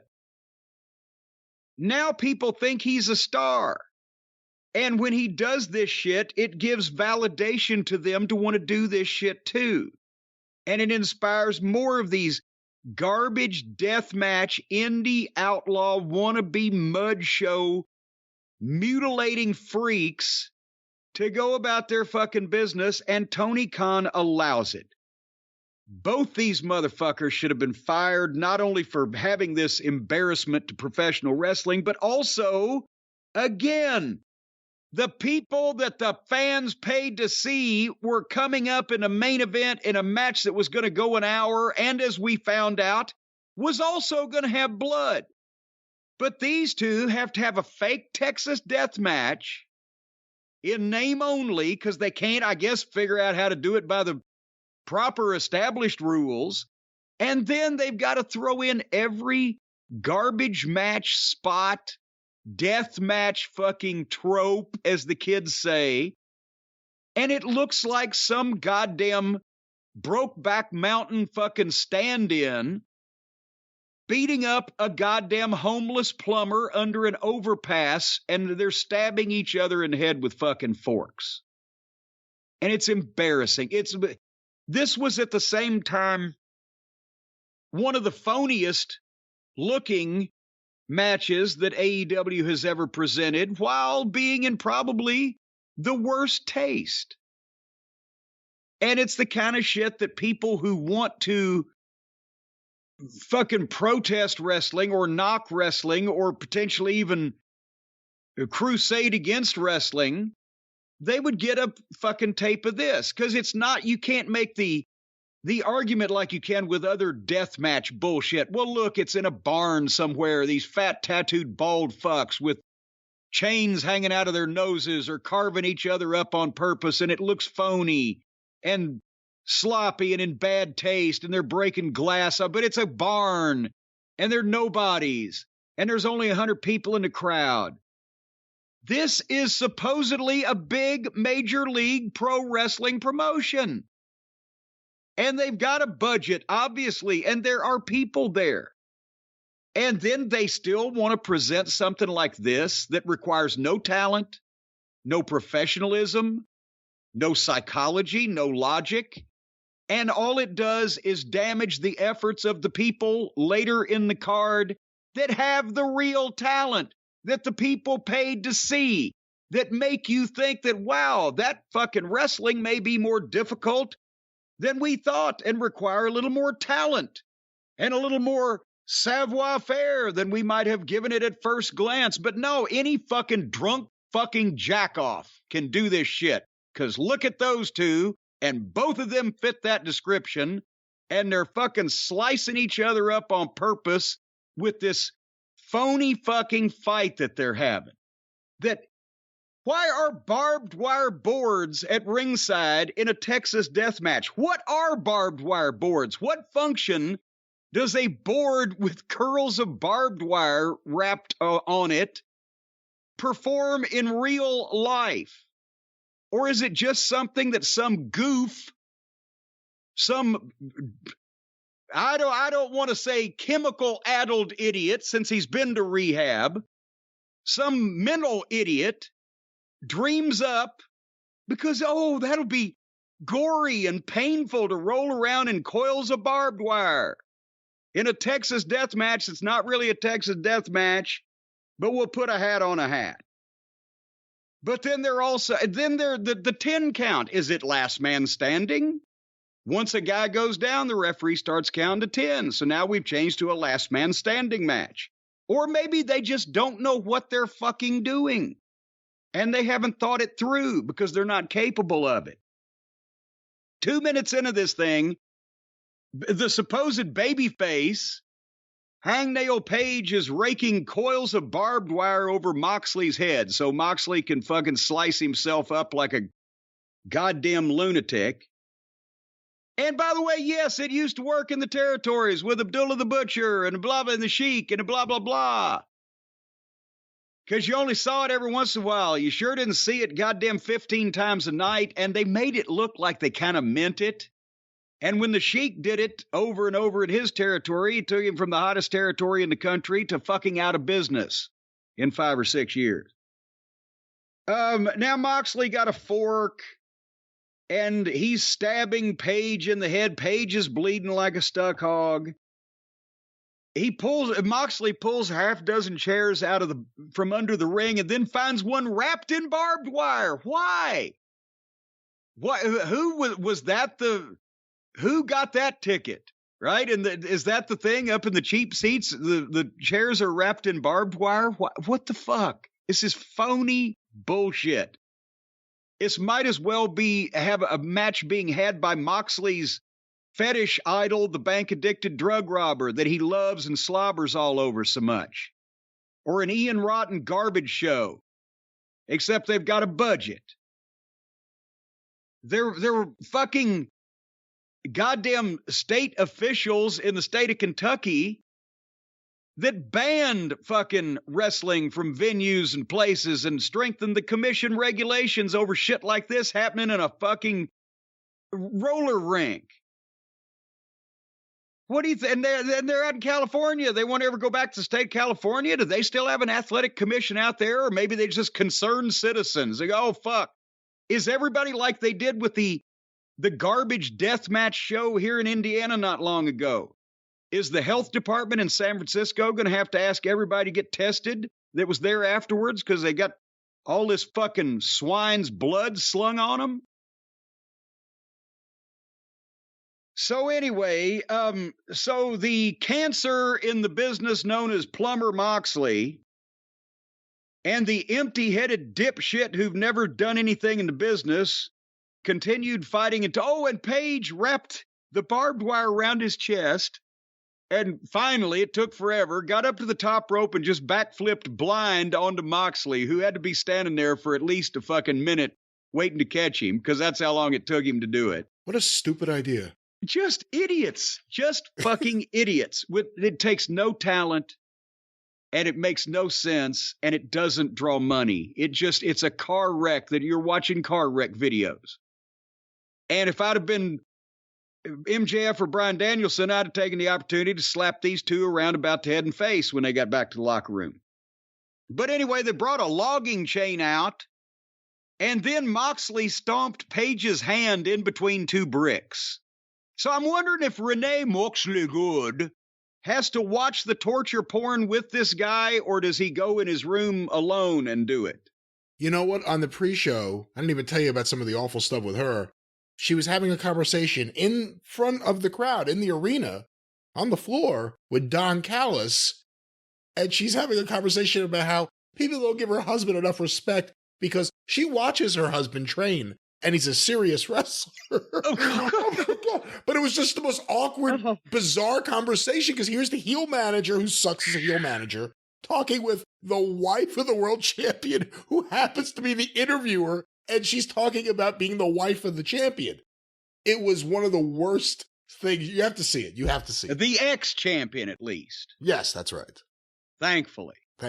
So then they did the shop class project where they put the barbed wire board on the chairs and they built some structures, and then they drove Moxley into it so he could land barebacked in the barbed wire and fucking make his faces because he's hardcore or whatever.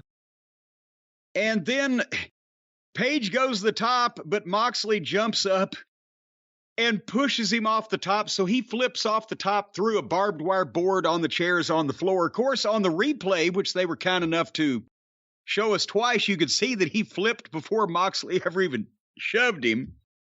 But nevertheless, it wouldn't end. Then they got the chain and had a chain match.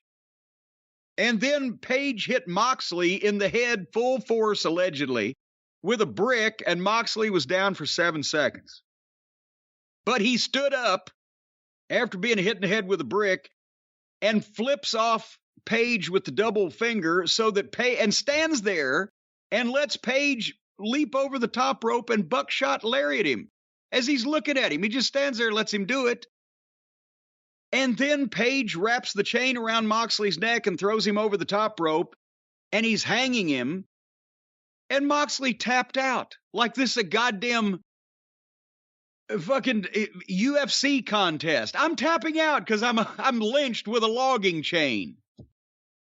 Which is, again, you can't do that in a Texas death match anyway. If you give up, it's still not over. But we don't know. It's last man standing, you can't tap out. I don't know what the fuck this match was.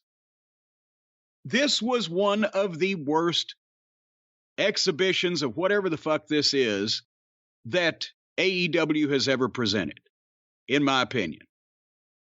And as a matter of fact, tell me what you think, and then I'll give you somebody else's opinion. I think Jon Moxley is one of the worst professional wrestlers I've ever seen, and I also think just in terms of his matches, we've seen enough of them now. Regular matches, which descend into whatever, gimmick matches. He's uncreative in putting together his matches. It's just dumb ideas. Hey, let's do it. Hey, let's just do this. Yeah, and then they do it. Yeah. And it's fucking like he's talking about that fucking Gage clown. Yeah, he's fucking Nick fucking Gage. Yeah, you're fucking mental fucking deficient. You're cosplay fucking Nick Gage. Idiot. That's what the problem is. We've seen him as Dean Ambrose. This is cosplay Nick Gage. Is this the first time that anybody ever aspired to cosplay the worst wrestler in the world? Couple questions. One, I already know the answer to. If you see Moxley bleed every single week, does it mean anything when he bleeds again? No. If I'm assuming Tony Khan, I shouldn't assume that. A good promoter or booker knows what's happening with their talent and on their card. It's their card. If you know what's going to happen in the main event or things that are going to happen, do you tell these guys chill out with the blood? I mean, that's the other thing you brought up before, MJF and Danielson. That was a long, brutal match where there was significant blood. Yeah. Did it mean less because of this? Yes. Everything in the main event that was still phenomenal would have meant so much more if girls, midgets, and drunken bums hadn't done it in front of the same crowd moments before. That's the problem. And yeah, and some people are going, well, Dusty loved the blade too, and there was too much blood at Starrcade 86. There certainly was. And I will admit that also. But the Eddie Grahams, the Bill Wattses, the fucking people that really had their shit together and had control of their territories would goddamn, in the case of a major world title match, would not have allowed all this shit to go on when not only did, and that's another thing we'll talk about. Well, I'll save it for the review of the main event, but they would have benefited by different booking, not only with this undercard, but the way they got to this match to begin with, and we'll talk about that. But yeah, you have to, even if they're going to do it better, people have still seen it, and they've seen so much. And right now, just the next match, Samoa Joe against Wardlow. Samoa Joe, great talent when used properly. Wardlow, green but got over, and then they left him to flounder. But they go from literally a goddamn, the siege of the Alamo with gunfire and fucking fires and bombs and arrows and blood and two guys hand to hand on this show. And here's one thing real quick. Corey Strode, PWInsider.com, was trying to review this show as it happened. And his last line, a disgusting spot fest that went on too long. I'll bet the vampires loved it. And old Corey is willing to go along with a lot of the modern wrestling. But, it's just ridiculous. This fucking guy. That Jon Moxley thinks that somehow he is the one to go through all of this and do this shit. He's an embarrassment. And if I was Tony Khan, well, I was going to say if I was Tony Khan, I would have fired him. But if I was Tony Khan, I'd fire myself because Tony Khan's the one that let him do this shit. What'd you think of Adam Page coming out to Ghost Riders in the Sky? A shameful misuse of the Outlaws. A shameful misuse of the Outlaws and a classic guitar rock song. Is that his new persona? When he comes out to that, he wears all black and he's tougher? Oh, I don't get. He couldn't be any less tough.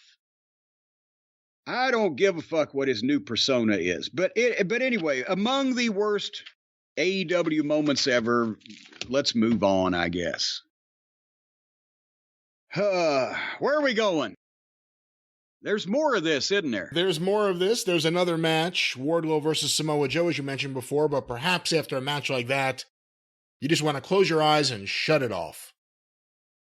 Well, I'll tell you what, I wish this show had been shut down about now, but nevertheless, my brain was almost ready to shut down. Thank goodness, as I mentioned earlier, I had had a good night's sleep. Because I'll tell you, if I'd been like the folks watching this live, if I'd have been up all day, oh my gosh, I would have been a raw nerve end. But thankfully, I got a good night's sleep and with fresh eyes was able to view this program. And the reason why I got the good night's sleep was because the previous night, I did what every smart sleeper is going to do. I laid my weary bones down on the Helix sleep mattress. And Brian, you know, you've got Helixes for yourself and Suzanne. You got Helixes for the kids. You got Helixes for Swami. I even have the all-form couch in the library. You got the all-form couch in the I've got the Wonder Form couch. No, I've got it a wonderful form of a couch. It was a form of a couch. That's what they sent me. No, we've got all the Helix products because they're all comfortable. They're all wonderful. And right now, not only are they comfortable and wonderful, but folks, they're also going to give you a bigger discount than ever before. Now, Brian, a lot of times we've talked about up to $200 off or a couple of free pillows, but now we're able to offer 20% off of whatever you get moving forward. 20% off of, I mean, you can outfit the whole family. Like I said, the wives, the husbands, the kids, the dogs, the cats even. They got the premium mattresses that are tailored based on your unique sleep preferences, the luxury models, the big and tall sleeper mattress, the kids mattress. And again, it comes complete with the plastic bag that they can play with as a toy. It's amazing. The kids will have tons of fun. Literally hours of enjoyment. Literally, that wasn't true in any way. And of course, kids don't play with plastic bags as toys. They haven't for a very long time. I did. When I was a kid, I had all kinds of fun. They told me one time, they said if it had been a few minutes longer, I might have stayed purple. This explains so much. This explains so much. But anyway, folks, how do you know which Helix mattress works best for you and your body? You take the Helix Sleep Quiz, and that's how you find your perfect mattress in under 2 minutes. And then that personalized mattress, whichever model you like, whether you sleep on your side or your back or you're hot or you're cold or whatever, they're going to ship it straight to your door free of charge. There's no shipping charge. And boy, I tell you what, when those guys show up at your front door with that Helix Sleep mattress in that box, which, by the way, it's not a full-size mattress. The unboxing process is wonderful. You just slice it open and it breathes to life right where you put it where you want it. It just expands. It's amazing. But those guys that bring that mattress to your front door, they're going to be pissed because free shipping, they don't get paid. So you're going to have two highly pissed off What? That's not how that people. works. That's not how that works. Free shipping, they're not getting paid. They're not going to be happy bringing you this wonderful mattress that they wish they could have, but they can't afford it because nobody will pay them to deliver the things because it's free shipping. So they're going to figure, well, this fucking guy at this house has really screwed me out of my goddamn day's wages. Come on. And they might be a problem. You might have to give them something to go away. The shippers, the couriers, whoever it may be, will be paid. The issue is, not even the issue, the wonderful thing about our wonderful friends at Helix Sleep, they will eat the cost. They will not make you pay the extra, and they will not deduct the money from the working man. They will take care of the working man with a working man's mattress that's also good for a millionaire. It's good for everyone. Check out the mattress. Don't worry about the plastic bags and anything else. Boy, you got a little touchy there on that one, folks. These things are American made. And they come in Dubuque, Iowa, and they come with either a 10 or 15-year warranty, depending on the model. If you don't want to take my word for it, they're the #1 mattress picked by GQ and Wired Magazine. And everybody knows that, well, you know, if you've been sleeping on a mattress stuffed full of GQ and Wired magazines, you'll know that they're the softest magazines you can sleep on. Nevertheless, how did we start talking about that? I don't even know what you're talking about anymore. Well, you know, sometimes back in the old days, my Aunt Lola used to sleep on a mattress that was stuffed with Sears catalogs. Right now, folks, Helix supports military, first responders, teachers, and students by giving them a special discount. And on top of that, you're going to get the 20% off. Holy mackerel, they may pay you to take one of these things. They won't do that. No, they won't do that. Holy mackerel, let's make sure we specify that won't be happening. Well, you could be lucky. You never to try it and see what happens. Worst thing they can say is no. And Helix owns its own manufacturing facility. So each and every one of these Helix mattresses is made by a team of skilled manufacturers. So get your order in quick because they're busy. These 3 fucking guys are making all these mattresses. It's going to take them a while. They have a big team and a skilled team. It's not just 3 people. Well, it's just 3 that are doing the most of the work. A lot of the other ones just kind of standing around slack-jawing and gawking. Anyway, they got over 12,000 5-star reviews, does Helix. And right now, again, I mentioned the 20% and 2 free pillows. You can still get that deal going on. All you got to do is go to helixsleep.com. That's HELIX, helixsleep.com/JCE. Up to 20% off all mattress orders and 2 free pillows for our devoted listeners. This is the best offer yet. It won't last long. This might bankrupt them. So hurry. They could be kicked out of their facility any time now because they're basically making no money by giving all this stuff away. They own their facility, and they make money by selling the American people fine mattresses that are worth it. Yes, but at these prices and with this kind of a deal, I don't see how they're making any money. I think you ought to hurry because these people, they're probably not, they're very good mattress makers, but they're not business minded. They need to make more profit. Don't say that. Our sponsor run a great business. They should be charging twice as much for these mattresses. You've felt how they feel. Why, as soon as you lay down, you go into a coma. You're in dreamland. You're in somnambuland. That's right. That's right. You're mesmerized. With Helix Sleep. Do you know where the term mesmerized comes from? I don't know. I'm trying so hard to get us out of this, ladies and gentlemen. I'll tell you what, the term mesmerized comes from the famed hypnotist Anton Mesmer. And I tell you what, he slept on one of these too. So what does that tell you? He didn't sleep on one of those. You can't make a declaration like that you know isn't true. How do I know it's not true? Because Helix Sleep wasn't around when he was alive. How do you know that? When was he alive? Years ago. When? When did Mesmer, the man behind Mesmerize? Probably in the 1800s.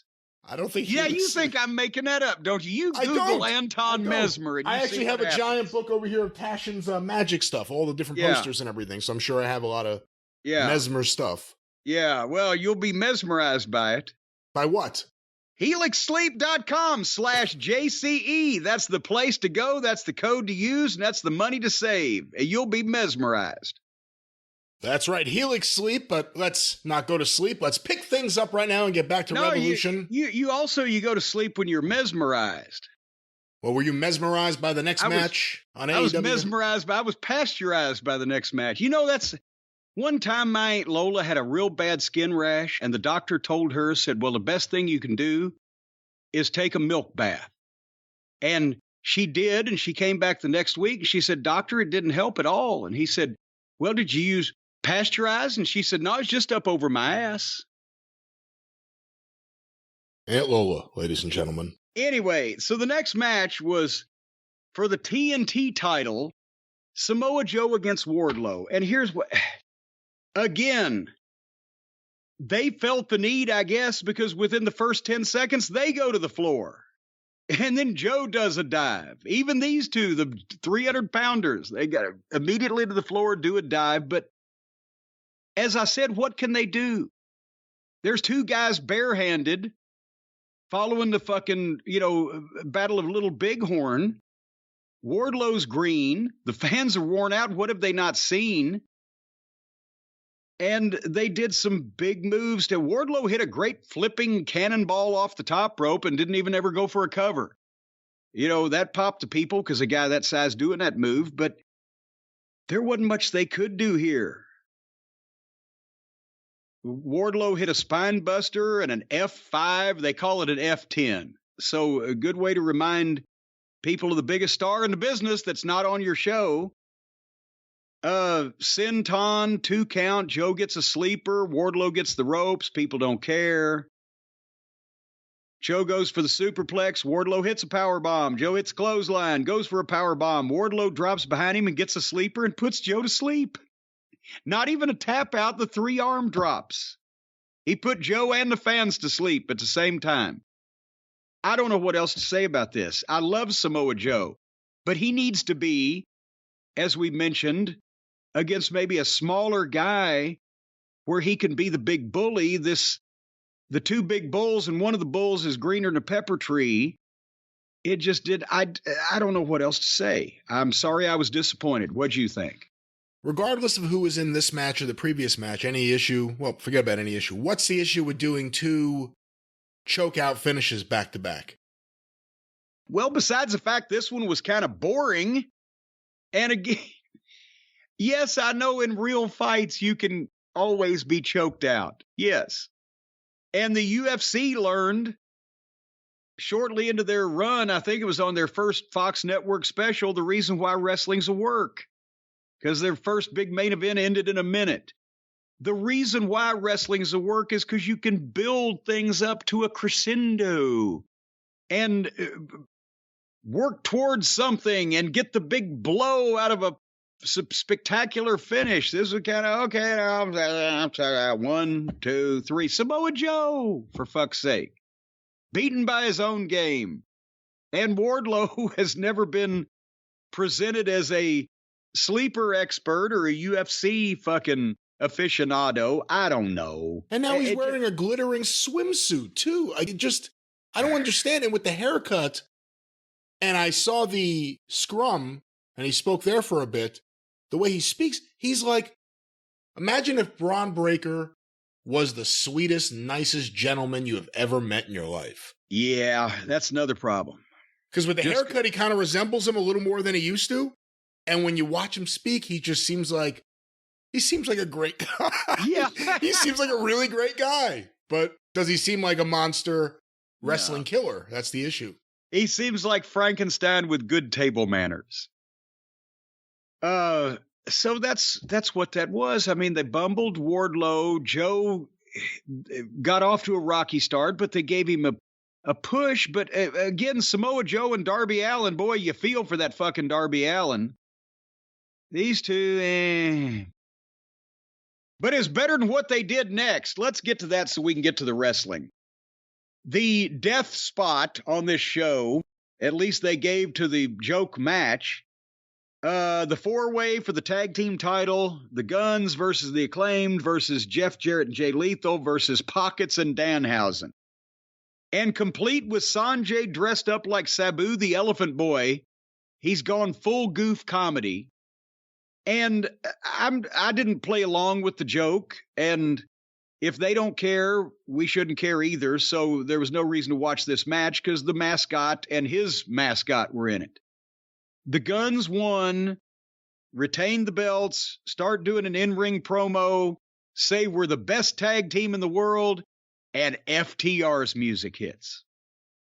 And it would be wonderful if they were making a surprise return after a thrilling tag team contest where the champions really did show that they were the best team and it was a serious fucking event, but I'll take FTR back.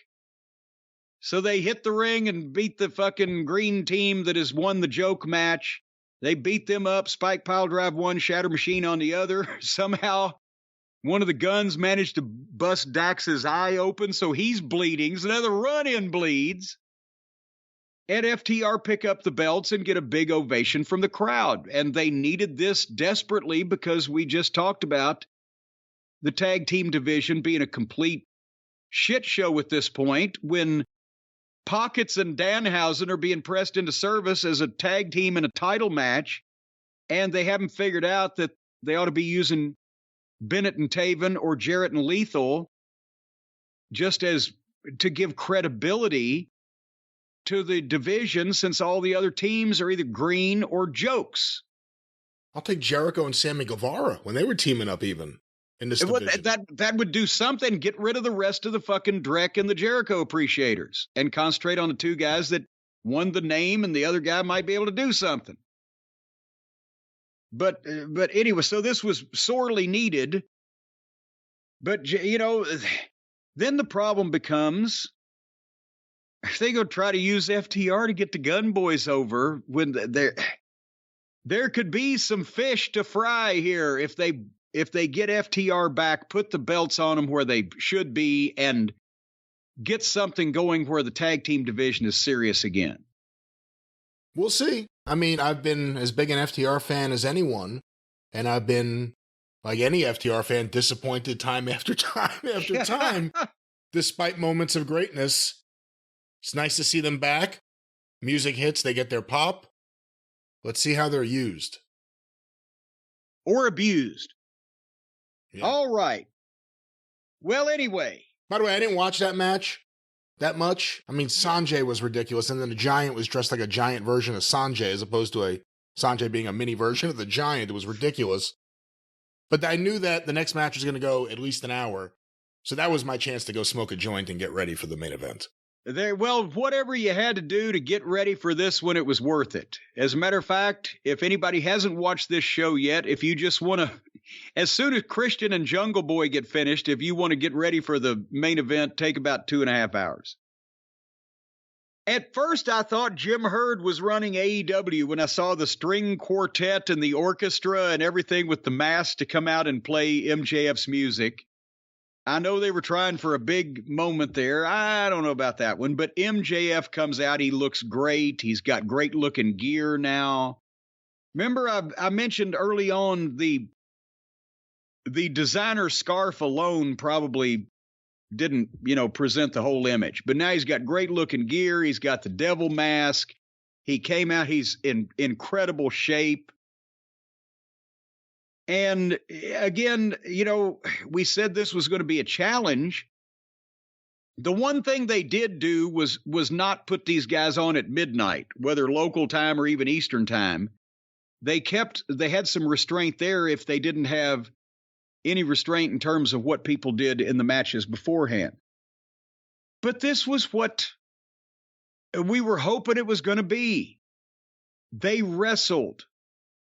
Danielson's so smooth with the wrestling, the holes in the count, out wrestling the heel and showing that that's his strength. And MJF knows exactly how to heel and to get heat from the crowd for even rolling out or backing up or powdering. But what they did took athleticism and took talent as far as psychology and timing and working that was not on display in most of the rest of this event. And MJF bailing to the floor and throwing the water on the kid. Oh my God. And what booze it got. Well, this became a big deal. I heard that from the scrum afterwards. I heard that it became a deal, and it was fucking classic. It was fucking great. And he said to the camera, is this going to cost me a star, Dave, when he was stalling? And he got heat by slowing it down like the heel would because Danielson is too good of a technical wrestler.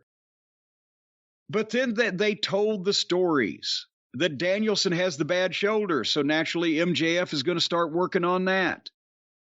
But at the same time, MJF was able to do that wild fucking flipping cannonball thing and land on his feet, but supposedly sell his knee. So is his knee bad or not? We don't know. And I was amazed also because everybody, like MJF said, I think at the scrum, he said, everybody thinks I don't do all this shit. Well, I do it. I just do it when it's necessary. Because he did that hammerlock DDT that looks fucking wicked on a guy that's had concussion syndrome. But here's where I realized they're not even halfway through this match. Can you imagine, as good as already they had some chemistry with each other, if they had actually been in a normal company and been in the employ of a normal booker, and the first match that they had with each other with just a regular world title match, maybe it didn't have any time constraints, and maybe MJF would fuck Danielson in a one fall match in like 30 minutes, and then Danielson would challenge to this. Or maybe they would even go for a fucking goddamn hour the first time. And then so, well, how about most falls in an hour? But something where we didn't just come into the middle of the movie. With the first time the two guys are ever in the ring, they're going in an Iron Man match, most falls in an hour. And I love the match, and we'll talk more about that later, but because of what it was, I don't want to see another match, even though I do want to see them wrestle more, if that makes any sense. Like you said, I wish there was a series of matches or something leading into this, because I'd like to see more of them in the ring together. They're great together. With no time constraints in a regular match, they could have had a classic first match because they could do whatever they wanted. And then they could have had an even hotter marathon match for the rematch in number 2 because they would have set it up. But nevertheless. See, the problem is, like, in 10 years or whatever, some kid discovers AEW and they want to go back and discover more about AEW history, and they look at the card for the show and they see MJF, the champion, versus Danielson, 1 hour Iron Man match. He'll say, okay, why was it that match? And there's no answer. Like, it'll just be, well, it's just because. Just because. Because Tony wrote it down. So they did the World of Sport style rolling pin attempts and the roll throughs and a double bridge in the middle. Got a great reaction because they had a great pace going. And then they did the big clotheslines and a long sell, and then Danielson hit his knee, boom, and 1, 2, 3, and got the first fall, 25 minutes in. And then Danielson sets up where he's going to hit him with a second knee, and MJF collapses. Was it on purpose, or was it he was just fatigued? We don't know until he nut shots Bryan Danielson and gets disqualified. And that means now Danielson has 2 falls, but he's been nut shotted. And there's no rest period in a marathon match like there is in a Texas death match if they had actually done a Texas death match. So MJF gets 2 quick covers and 2 pins on Danielson while he's selling the nut shot. So now they're even 2-2. And it was, again, a smart spot. I have not seen that done in a previous Iron Man or marathon match. So that was very heelish. And then MJF rolls out and he keeps going for the water break. And I thought something was going to come from that. Like, the water bottle was going to figure in. But anyway, at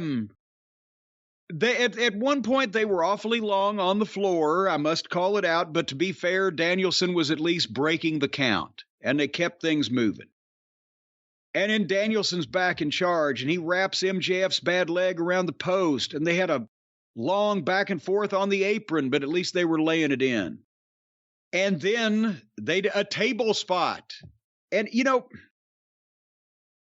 I guess Danielson is the guy that can do the modern stuff, the fighting on the apron or the breaking the furniture or whatever, but he knows how to do it and how to bring it up and how to time it to where it's not preposterous. They show the effects. They sell long enough. They're not just popping back up and running and doing more flips. So it does have some type of dramatic effect when it's done right, still even yet. And plus, what a fucking elbow drop off the top rope through the table on the floor. So, and then MJF took him back out and did a tombstone on the broken table on Danielson, but hurt his knee. And he couldn't try to cover. So there was no kicking out of this shit. And Danielson by that point's bleeding from the head, and MJF is squeezing it, which is another reason why Page and Moxley should have never happened, along with just common sense and respect for the business. And then MJF hit his heat seeker at 1, 2, 3, and now it was 3-2. And then he gets on Danielson viciously, and they're past 40, and they're doing a great job. And then at that point, they actually work the people. How long has it been since you've seen somebody in AEW actually stop and take time to work the fucking fans that are there? And MJF's trash talking Danielson, and he's ripping his face, and he's toying with him, and he snots on him. And then Danielson turns things around and reverses it and posts MJF and gives the big knee off the apron and off the top to the floor with a double sledge and hits the diving headbutt. And I believe that was where MJF got busted open and he starts bleeding like a stuck hog because Danielson was just, I think, dinged a bit, but MJF is bleeding like crazy. And now, at this point, I wrote Moxley versus Page as a crime against their business. And Danielson hits the knee and gets the label lock, and MJF taps. That's 3-3. And he's trying to make him tap again. And MJF came out and got the arm bar, and they worked that a long time. And finally, Danielson got a foot on the ropes to get out of the hold. He got a big pop because they milked it and they worked it. And they did the yay boo punch exchange on their knees, and they stood up and they had a drunk leg exchange, and the fans were standing and applauding. And big trades again, another heat seeker, 2 count. And they hit they had the fight on the top turnbuckle, and MJF at Jesus Christ. Again, this was stretching it, but MJF hits a perfect tombstone piledriver off the second buckle and immediately sells his fucking knee like he's broken his leg, and both of them sold like they were dead. There was no cover to kick out immediately or to, even though, yes, Danielson's neck should have been broken. We're taking this ride, and they're doing it well. And finally, MJF crawled over and covered and got a 2 count. And then Danielson turned it into a single crab, and he starts cranking it. And there's a minute left, and MJF's getting toward the ropes, and Danielson pulls him to the middle. And there's 30 seconds, and MJF is milking the tap and holds on, and the bell rings, and it's a time limit draw, 3 falls to 3. And at that point, the doctors come in and start checking on both of them, and they give MJF the oxygen. And I thought that, I said, God damn it, the oxygen tank would have been perfect. And you remember that from Los Angeles, right? What, in the early 70s? Who was it? The point is that in Los Angeles in the early 70s, there was a deal where they had the Texas Death or the Gladiator match or whatever it was that had gone so long, and the heel finally reached under the ring and brought out an oxygen tank and took a big hit of oxygen and then ended up fucking the babyface. And I used that in Knoxville, in Smoky Mountain. The Heavenly Bodies and the Rock and Roll Express, the only time I ever booked a marathon match, most falls in an hour. And it was in Knoxville, and they went 59 minutes or whatever the fuck it was, and everybody was down, and Hildebrand was distracted, and I reached and gave Tom Pritchard the oxygen tank, and he fucking took the big hit of oxygen, and I think then he loaded his boot and kicked Ricky Morton, and we won in the last 10 seconds. You know what I thought they were going to do here? The match, I thought somehow the match would get restarted. Right. And then I thought they would say, MJF says that he has to go to the bathroom. He's been drinking all this water all match. We've all seen it right in front of the camera. He's willing to continue to match. He just needs a few minutes to go to the bathroom. And then whatever he does in the back, he loads up for whatever he's going to do in the ring. Well, fortunately, they didn't do that because it would have probably lagged by the time he went back there. But basically, Tony Schiavone gets a call at the desk, and he goes down to the ring, and you can kind of hear him telling the announcer what's going on. And Smiley Roberts says, Tony Khan says this match will not end in a draw. It will be restarted. Sudden death, 1 fall to a finish. That's the way to use Tony Schiavone. Yes. Although it shouldn't be to just get Tony Khan over as the babyface. It should be as the official for AEW, making sure there's some sort of rules. That's exactly how to use Tony Schiavone. Because he's a big stooge anyway, so he goes down and stooges everything off, makes it right. Bingo. But anyway, they trade the roll-ups and the 2 counts, and MJF gets the title belt, and the referee says, go ahead, I'll disqualify you if you use the title belt. So while the referee's putting the belt out, MJF pulls out the ring, but swings and misses. And Danielson gets some kind of Hurricane Rana and a knee and a 2 count. And the crab. And while MJF is in the crab, the referee takes the ring off. And MJF just makes the ropes and then taps. And Danielson heard the tap and thinks he tapped. And while the referee's explaining that, they did use the oxygen tank after all, just not in the same way. MJF rolls to the floor and gets the tank. And when Danielson leans out, MJF hits him over the top of his head, boom, with the tank. And he falls in the ring and gets the MJF rolls in, gets the label lock on Danielson, and Danielson's already out, but he fires up at the third arm drop, and the people come up, and then he taps. Oh, my God.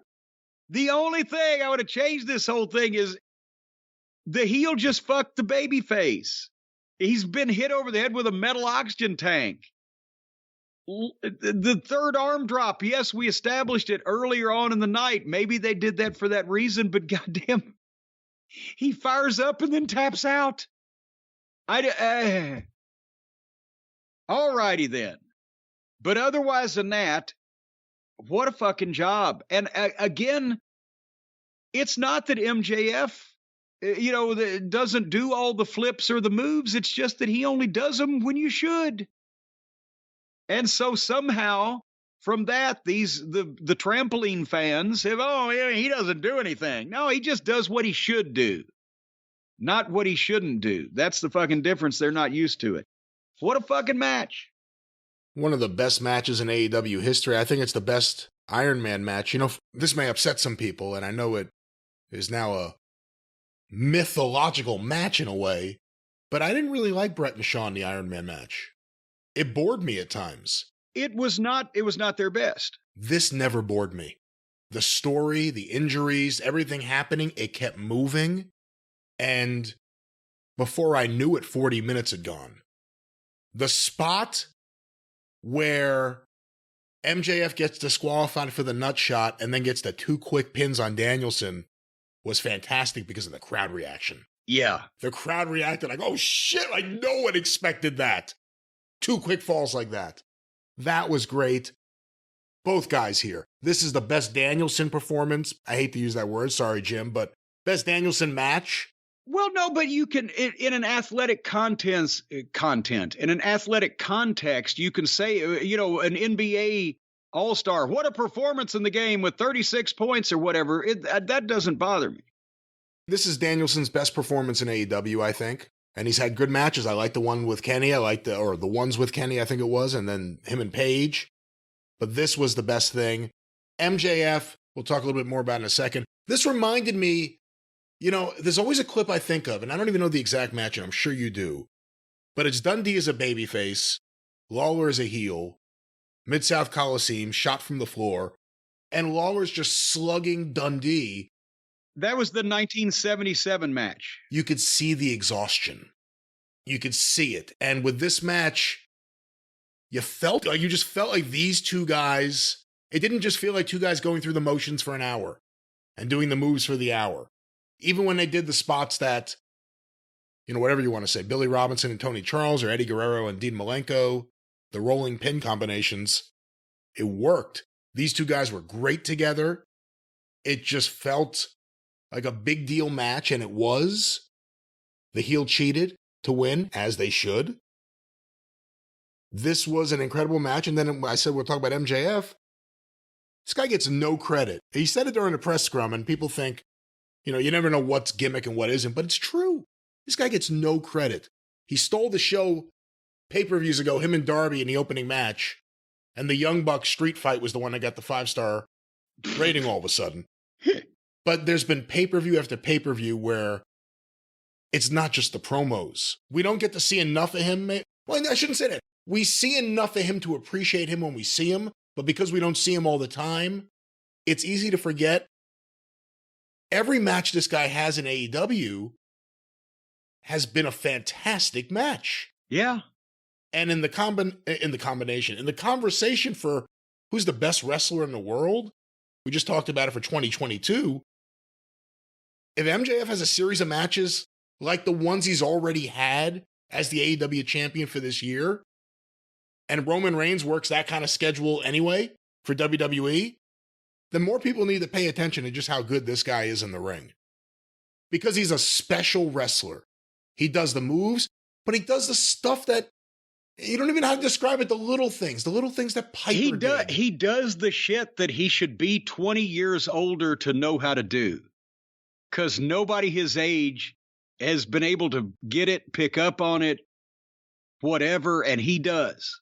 And that's what makes him different. This was a 1-hour Iron Man match in front of a crowd that could have gone either way. It was a long night. They've already seen a lot of brutality. They got to see the entire Buck show, and that match went forever. The Moxley stuff, that wasn't just gory and gross. That went forever. This was all the way at the end of the night. They had the crowd in the palm of their hand. This was a masterclass. Again, I know there was some things you would change. I'm not saying there aren't some things I would change. It was a long match. But these guys put on this was a hell of a match. Yeah. And again, where do you go to? So now the very first match that they have has seen the heel beat Danielson at his special match that he asked for. So then where do you go now? It's supposed to be the guys have a regular match and the heel cheats. And then the babyface asked for his specialty. And then it would be harder for the fucking heel to cheat and win. And maybe he does it just by the nick of his the skin of his teeth or in the nick of time or whatever, but it takes everything he can do. But where do you go when this was the first match? I don't even understand what. I don't think you go anywhere. That's the thing. Remember in the early days of AEW, we talked about it. There were never follow-up matches. There were never rematches. It was always one-offs that were big, that people got into, and then everyone just kind of went their separate ways. Okay, if you have 18 top main event singles stars, you could do that. But he's got 3, maybe. Well, we'll talk a little bit about MJF at the press scrum because he mentioned some potential opponents, but I do have to ask you one thing. Several times during this match, it was audible. You could pick it up, even though you had 3 people talking during this match. He would yell out that he's the best in the world. Obviously, that's something that Bryan Danielson called himself years and years ago in Ring of Honor. Yeah. It's also something that CM Punk called himself just recently in AEW. Yeah. Anything we should read into that? Well, a lot of people like to call themselves the best in the world, and it's gotten to be somewhat of a cliche, but it does seem that if they need main event level single stars badly, and the current world champion is crowing at the top of his lungs that he's the best in the world, well, if they were smart enough to contact CM Punk and ask him to come back to work politely and nicely, well, you just know he'd have to say something about that, don't you? And as I recall, CM Punk and MJF have already met once, already had a little program that got a lot of attention, and they had a great match. And I wouldn't call the issue settled between them because of things that have gone on since then and what position MJF is in now, so they could pick that thing right up and run right along with it, couldn't they? You know what I like about that, too? As opposed to most of what we see with MJF's feuds. We just saw it with Danielson. With Punk, I don't think MJF needs to run away. This could be the fight that MJF wants. I agree with you as I'm swallowing my Sprite. You just put a period on that very quickly. So I had a mouthful there. You said a mouthful, Brian. Indeed. Speaking of mouthfuls, the media scrum also was, and Jesus Christ, what a fucking knot MJF had on his head. It was the size of at least a golf ball. I'm not sure where he got that one from, but hey, quick question. If you're the booker of that match, I mean, you had the match laid out. Forget it. I was going to say, if you're in the back and you see that on a monitor, do you call any kind of audible when you have a visible thing there? If there was any kind of, I'm not saying ref stoppage or anything, but if you need to stall for time, there's a clear, visible out for the audience.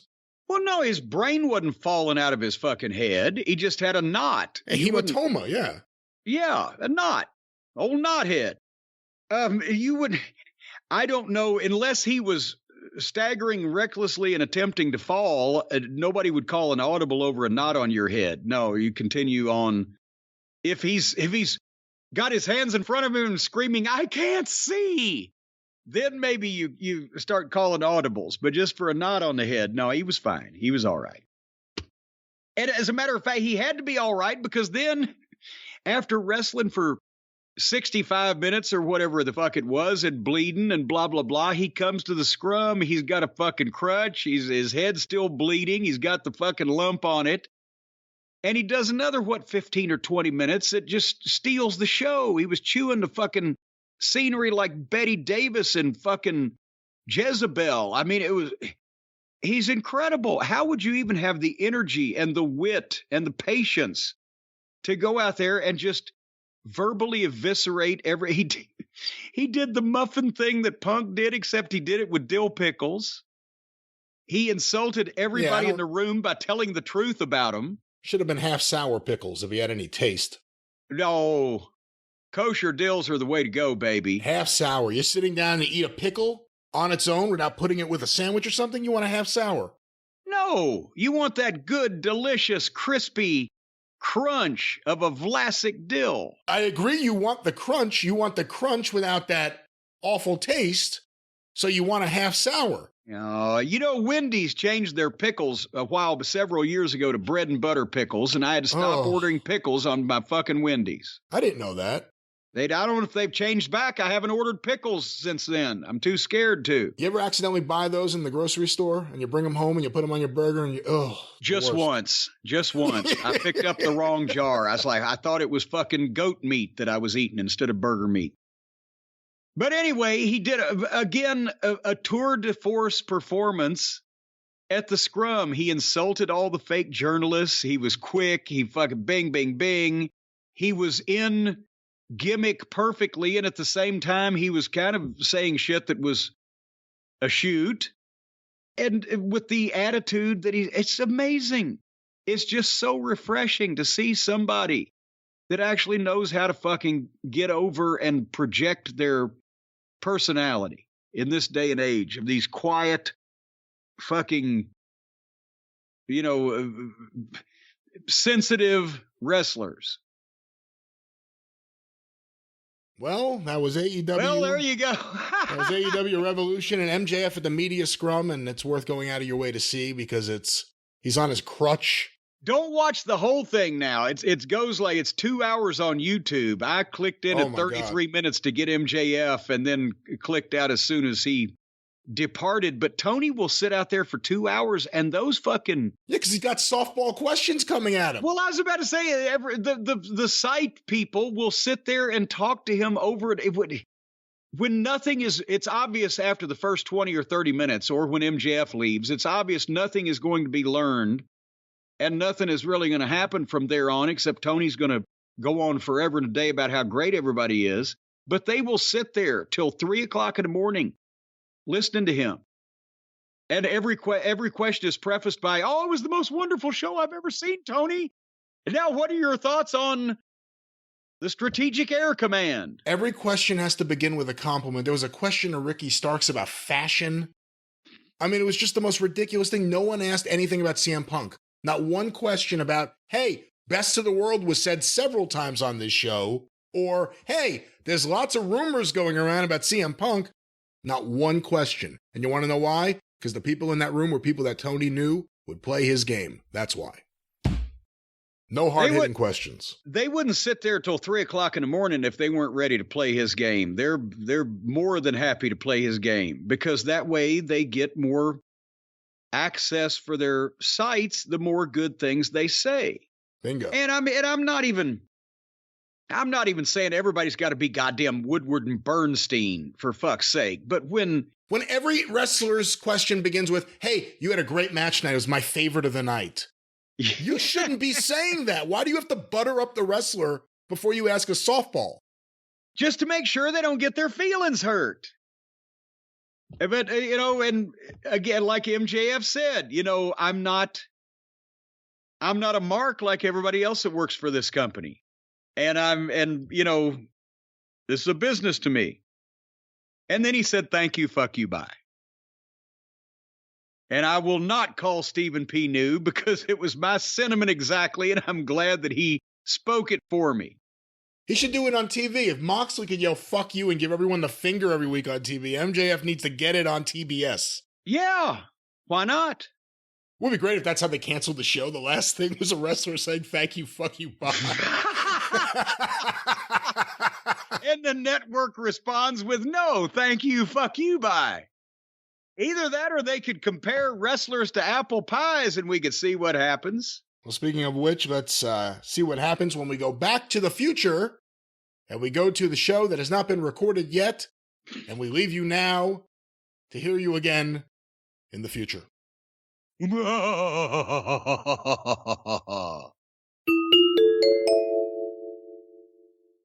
We are back, and there it is, and there it was, and here we are. That was AEW Revolution, and, you know, Jim, there was a lot of... Revolution, you know, I've been going round and round and round. My head is still spinning round and round like a record, baby. Right round, round, round. I hate that song. You like that song? Well, it was catchy. It was catchy. That was part of the problem. It was an awful song that was catchy. Do you like that song? It was yes. It was an earworm. You couldn't get it out of your head. You like Wang Chung? You spin me right round, baby. What? Everybody Wang Chung tonight. That's right. Yeah. You approve of that one as well?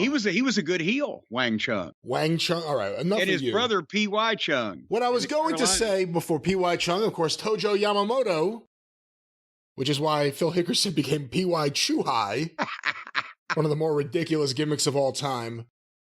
But Jim, on this show, we saw a lot of blood. Yep. And when MJF, who bled a gusher, when he was bleeding, he looked like a healthy young athlete who's bleeding. Jon Moxley, when he was bleeding, he looked like the end may be near, very unhealthy looking. I wonder how much of that is due to their gut health.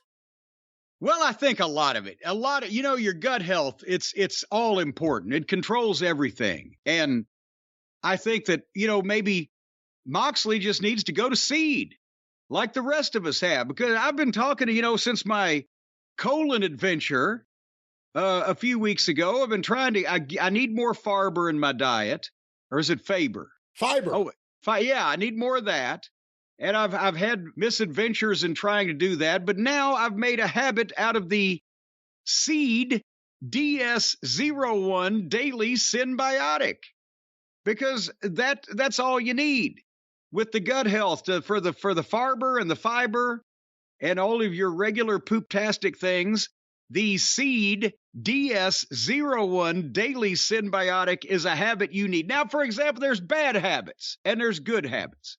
Now, if you don't want to keep, Bolivian black tar heroin next to your bedside table and make a habit out of that, but you might want to keep the Seed DS01 Daily Synbiotic right by your bedside table with a glass of water. And there you wake up, you take it, your gut's healthy all day long. That's where you'd keep it? You wouldn't keep it in the kitchen or in your office? No, because you wake up, the first thing you need to do is think about your health. When you open your eyes in the morning, you see the seed sitting there and you see the water and you water the seed and you grow good gut health. That's what you do. My first thought is, how am I going to get to my desk? Well, see, you're a workaholic, and that's going to lead to your demise because of your poor gut health. But I have it on my desk. But I have it. The stress factors. That's what I'm saying. But you're going to work. And stress, you got to manage the stress. Stress increases intestinal permeability, which is leaky gut. Oh, no. And this is an easier way than most to get fiber, folks, because did I tell you about my oatmeal adventure? Your oatmeal adventure? They said oatmeal has fiber. I'm supposed to have fiber. And I figured I last had oatmeal when I was 12 years old, but I remember it having some appeal.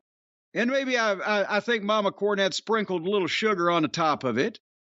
Well, I got some oatmeal to make after 50 fucking years of not having oatmeal. And I don't know if I'd call it oatmeal. I might call it swool. It was a mixture of swill and gruel. And I did not say, please, sir, may I have some more? I had to put so much sugar on this watery cow snot to be able to choke it down that it was like eating sweet sand. It was gritty. So you don't need to be doing this to yourself, people. Just take this goddamn seed, drink it down with a little water, and go about your day with a healthy gut. As you're going to get better sleep. It's going to help with the fiber that fermented by gut microbes and biotransformed into short chain fatty acids and antioxidant responses. We don't understand this hoo-ha. It's gibberish. It's blither blather, but it's not poppycock or balderdash because it's important. So, folks, that's what you need to do. I could give you chapter and verse from a scientific textbook, a medical journal, on all the reasons why you need to take this stuff, and you wouldn't understand a goddamn word of it, just like I don't. Just stick it down your neck. Don't say that. I'm sure plenty of people would like to read up on this and would understand. Most people listening to this are complete idiots, just like I am. Don't say that. That's horrible. I'm talking about your gut health and how your whole gut works and your intestinal tract and your colonoscopies and things. We don't know about these things. We need to trust the professionals over at Seed, because they won't give us balderdash or poppycock. They won't steer us wrong. So stick this down your neck, drink it down, and have a good, healthy gut.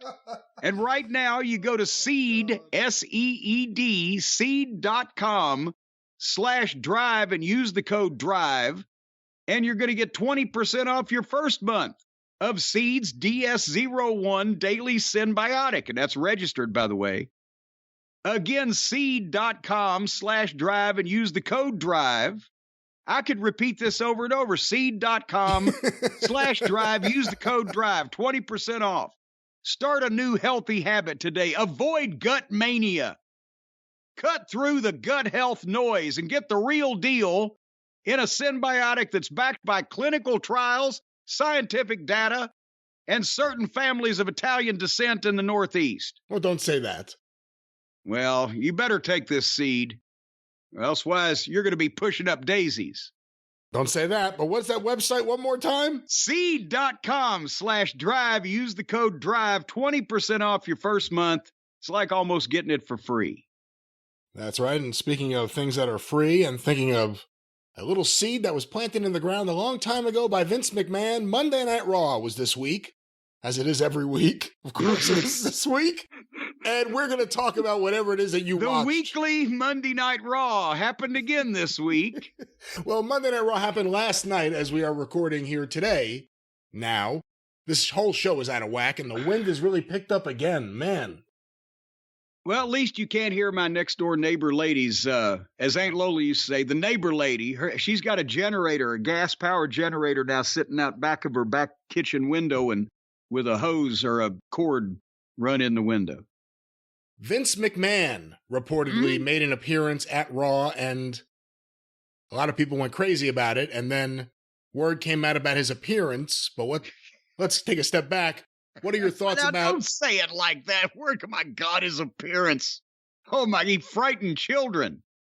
The skin was melting off his face, and he had werewolf hands. No, you say it like that he was in some fashion hideous or deformed or not presentable to polite society. He's just changed apparently one of his longtime personal grooming habits, which has blown my mind. But the rumor is, and there's a picture going around, it's not real, we can talk about that in a minute, but the rumor is that Vince was sporting quite the mustache, from what the eyewitnesses on the ground were able to report, with stunned astonishment in their voices.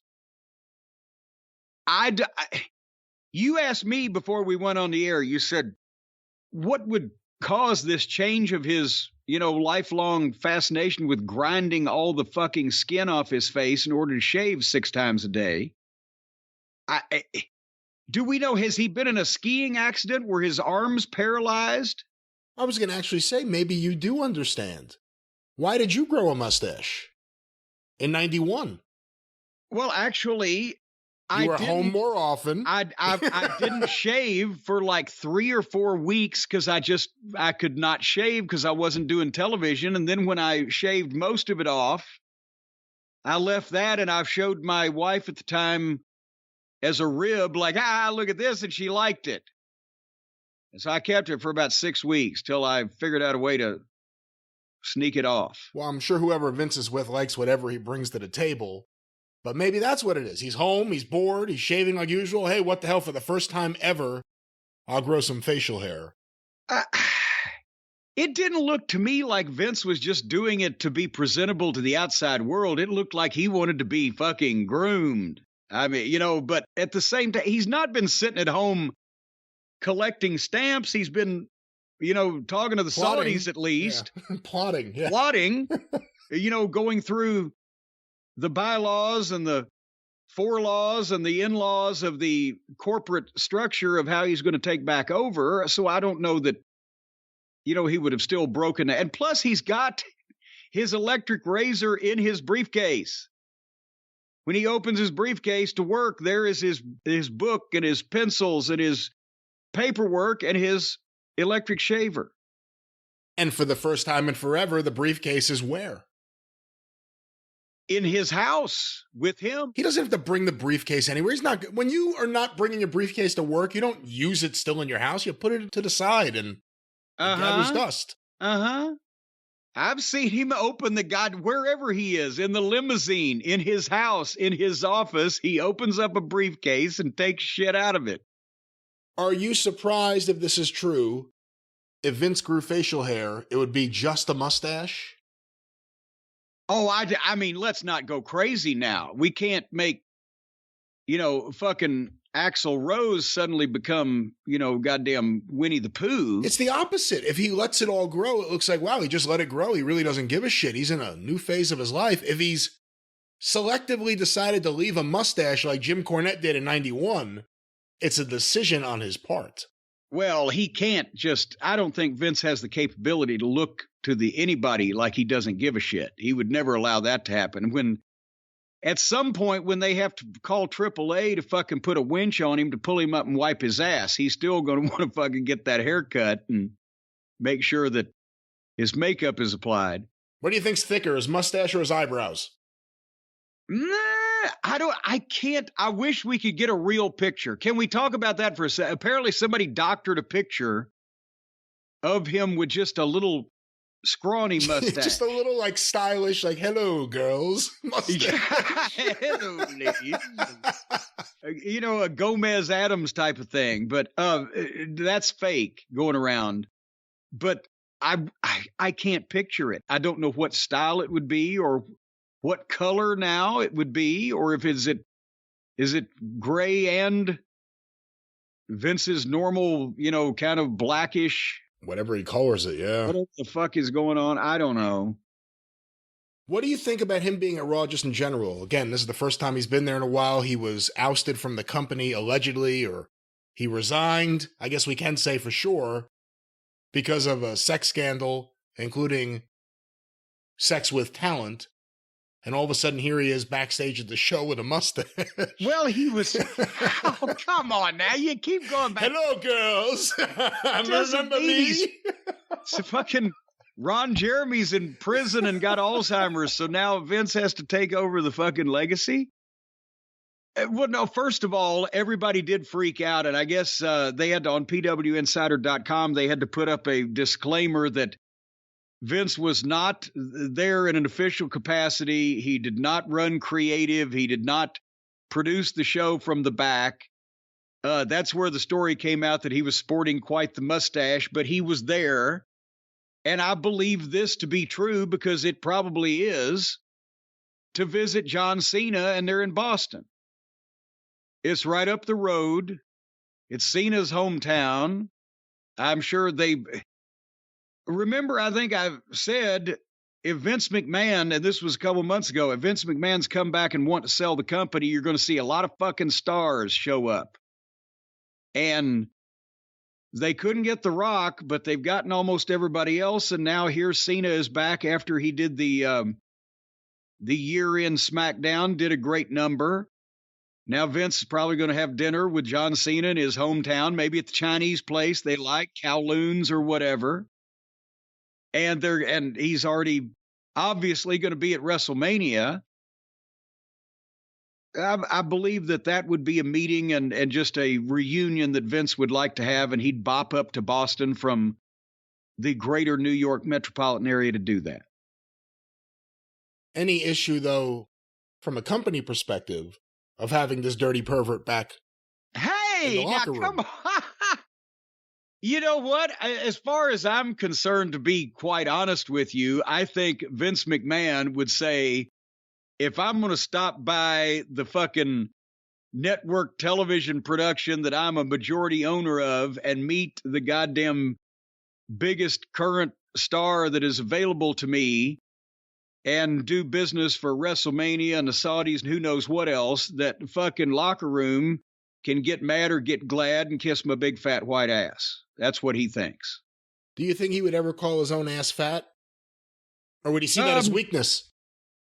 I think he would only call his ass fat if he was directing someone to kiss it, just to make it more demeaning to the kissee, or the kisser, as it were, instead of the kissee. But yeah, I mean, I don't think he gives a shit what the locker room rank and file by and large would think when this is billions of dollars you're talking about. And I think Cena's probably going to be a pretty important part of this over the next several months at least. Well, let's talk a little bit about Vince McMahon's creation, and of course this week featuring John Cena. Monday Night Raw, Jim, last night as we are recording. I forget where it was from. Where was it? Do you remember? They were in Boston. Boston, that's right. They were in Boston. We just said that 3 minutes ago. You know what? Yeah, this work is affecting you. Fuck Tony Khan having a meltdown. Brian Last, you're giving yourself a goddamn breakdown with all the work you're doing lately. We're not going to bore the people like the WWE tried to bore the people with this entire 3-hour thing. At this point, there's two important, really converging situations here. The bloodline and the baby faces, who are Owens, Sammy, and Cody. And John Cena, now that he's back and he's a bigger star than anybody in the business. So that's what we're going to run through, because if you've seen that, you've seen all of it. And this was an important piece of the puzzle in the bloodline situation. And we opened with, remember Roman Reigns on SmackDown said, hey, he's giving Jimmy a fucking deadline. He told that to Heyman. And now there's Heyman telling Jimmy and Solo at the top of the program one more time. Roman said, solve the Sami Zayn problem. And you didn't do it Friday. Well, he's here tonight, so you better do it. Jimmy, you solve Sammy with or without Jay, and Solo, you get rid of Owens. And then they walk off, and he calls Roman Reigns on the phone. But if he ever said what Roman said on the phone, we missed it. Nevertheless, I liked for the first time maybe in a long time, I liked the first 20 minutes of Raw a lot, because they got to the point. Fairly, they laid that introduction down on the interview. Then they had Owens against Solo. And they had a match that actually went longer than 90 seconds to the break, and then blah, blah, blah. It wasn't a great match, but they were trying. I will say that in a compliment sandwich, yes, I like the fact that they started off with some action and it's an angle match and we can get into it. The match, they did a jump start. They went to the floor.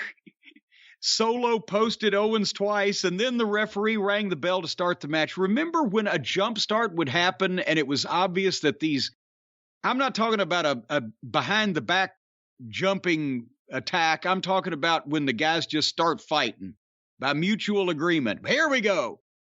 The referee used to ring the bell right then, because that was a way to start the fucking thing when everybody's up and bing, ding, ding, and here we go.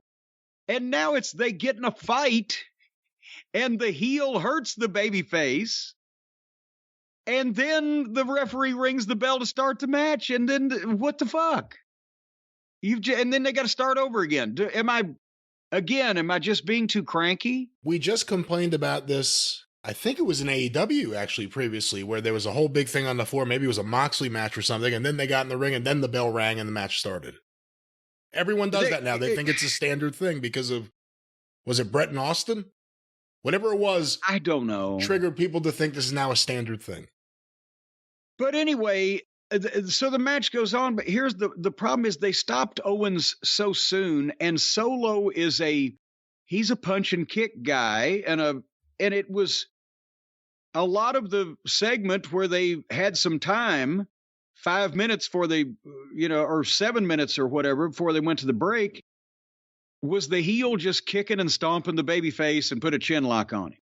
And finally Owens fired up, and Jimmy was down to ringside at that point at Owens' little flurry and distracted him. And Owens got the ass in the face in the ring. And then he rolls out and he gets the ass in the face by the barricade. And then they go to the break.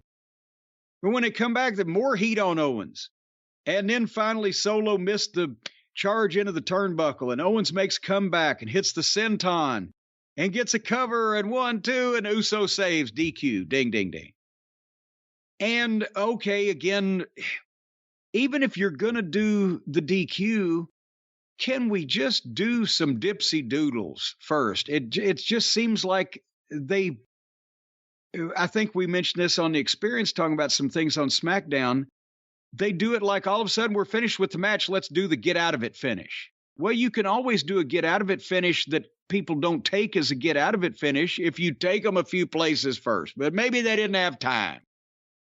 Anyway, the heels go to put Owens through the desk, and here's Sammy, and he makes a big save and beats up both heels and runs them off, and the people are fucking loving it. They're loving Sammy. And there's Owens down in the corner, and Sammy offers his hand, not only a handshake, but to like help him up. And Owens looks at him and slides right under the bottom rope and limps off. And so, what?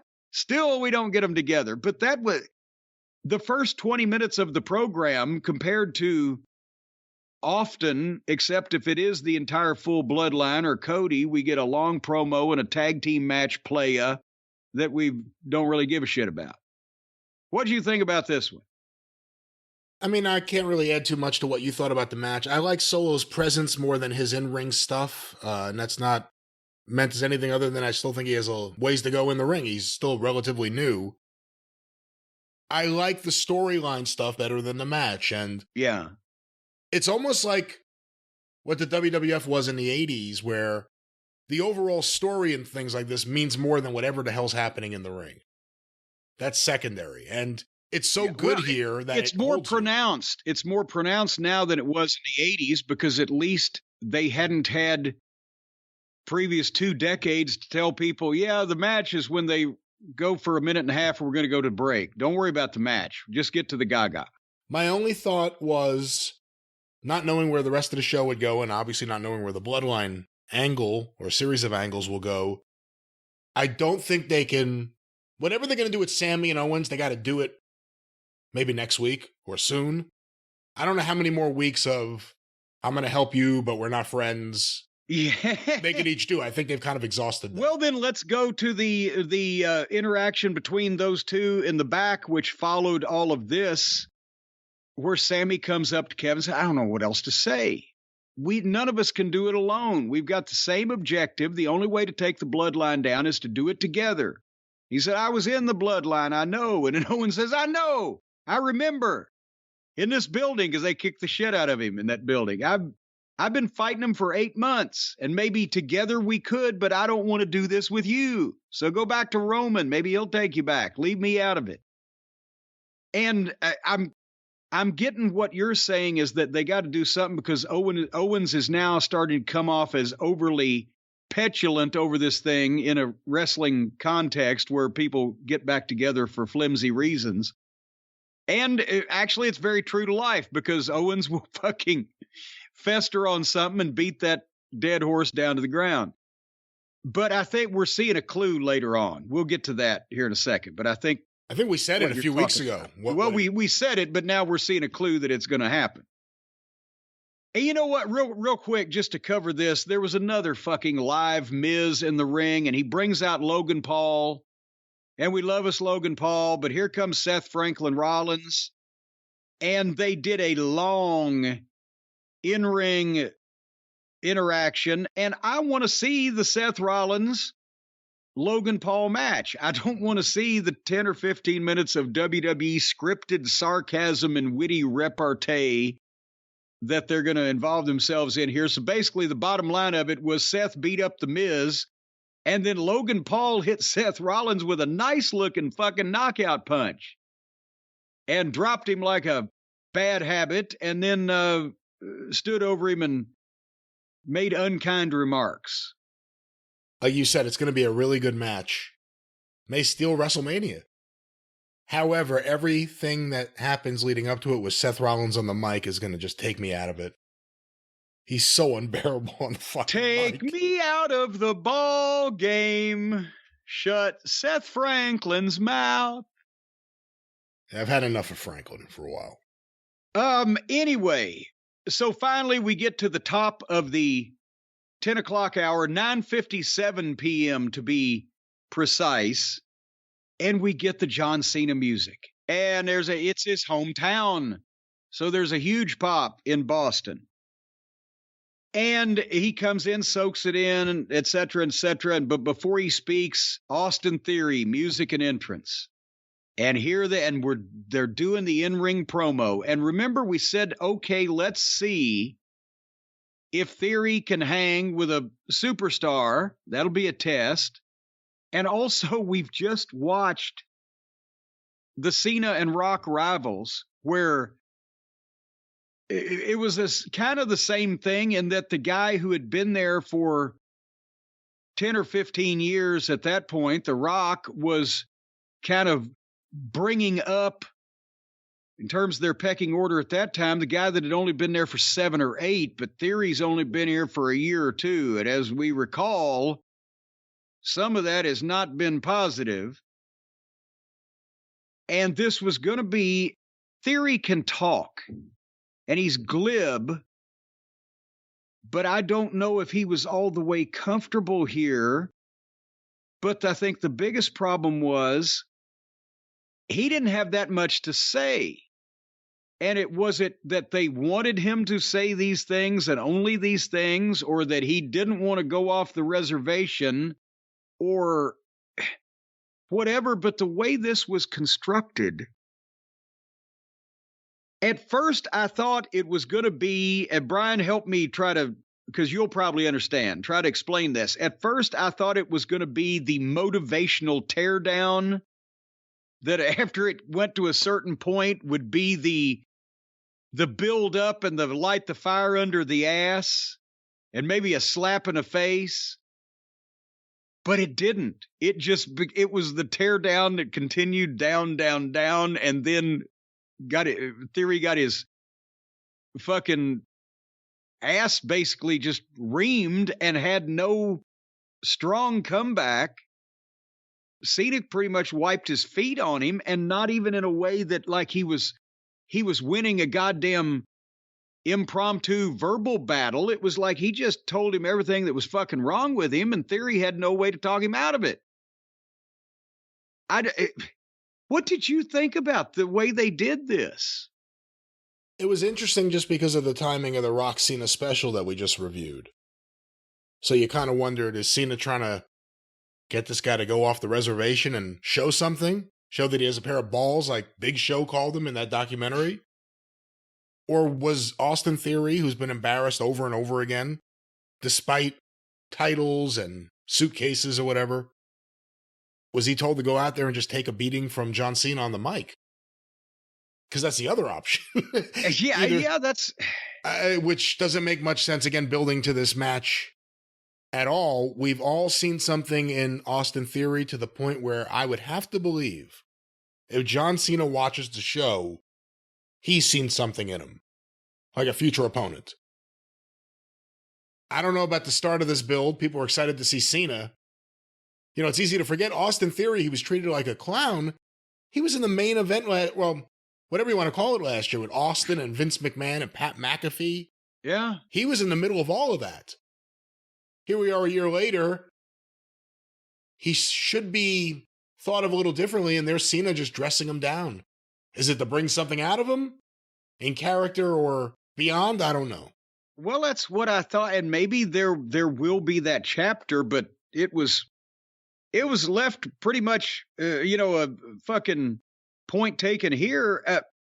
The way they did it when he started, when Theory challenges Cena for a U.S. title match at WrestleMania as a gift to the fans and a gift to everybody, and Cena says, no.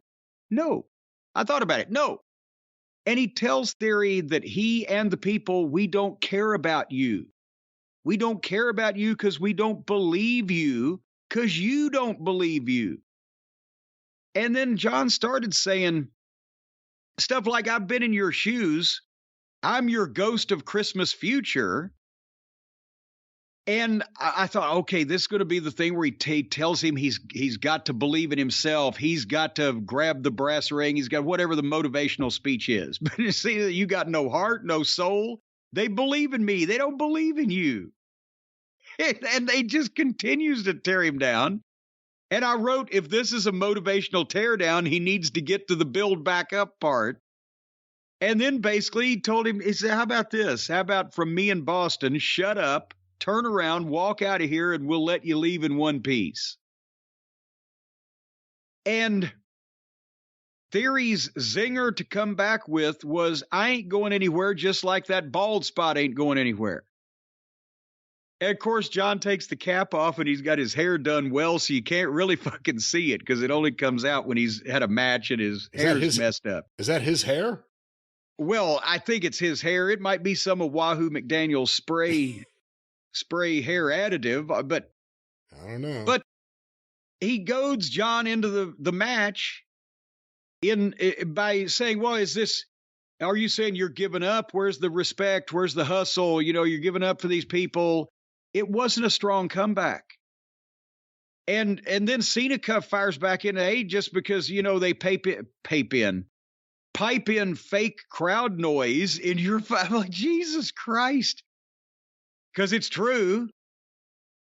And so then Cena asked the fans, yes or no, should I wrestle this fucking clown, basically? And of course they say yes. And he says, okay. And then so you'll lose everything.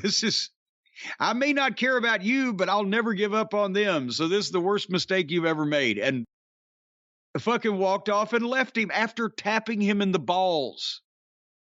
Tapped him in the balls. You don't have it here in your head. You don't have it there in your heart. And then he knuckled him in the fucking nads. You don't have it here.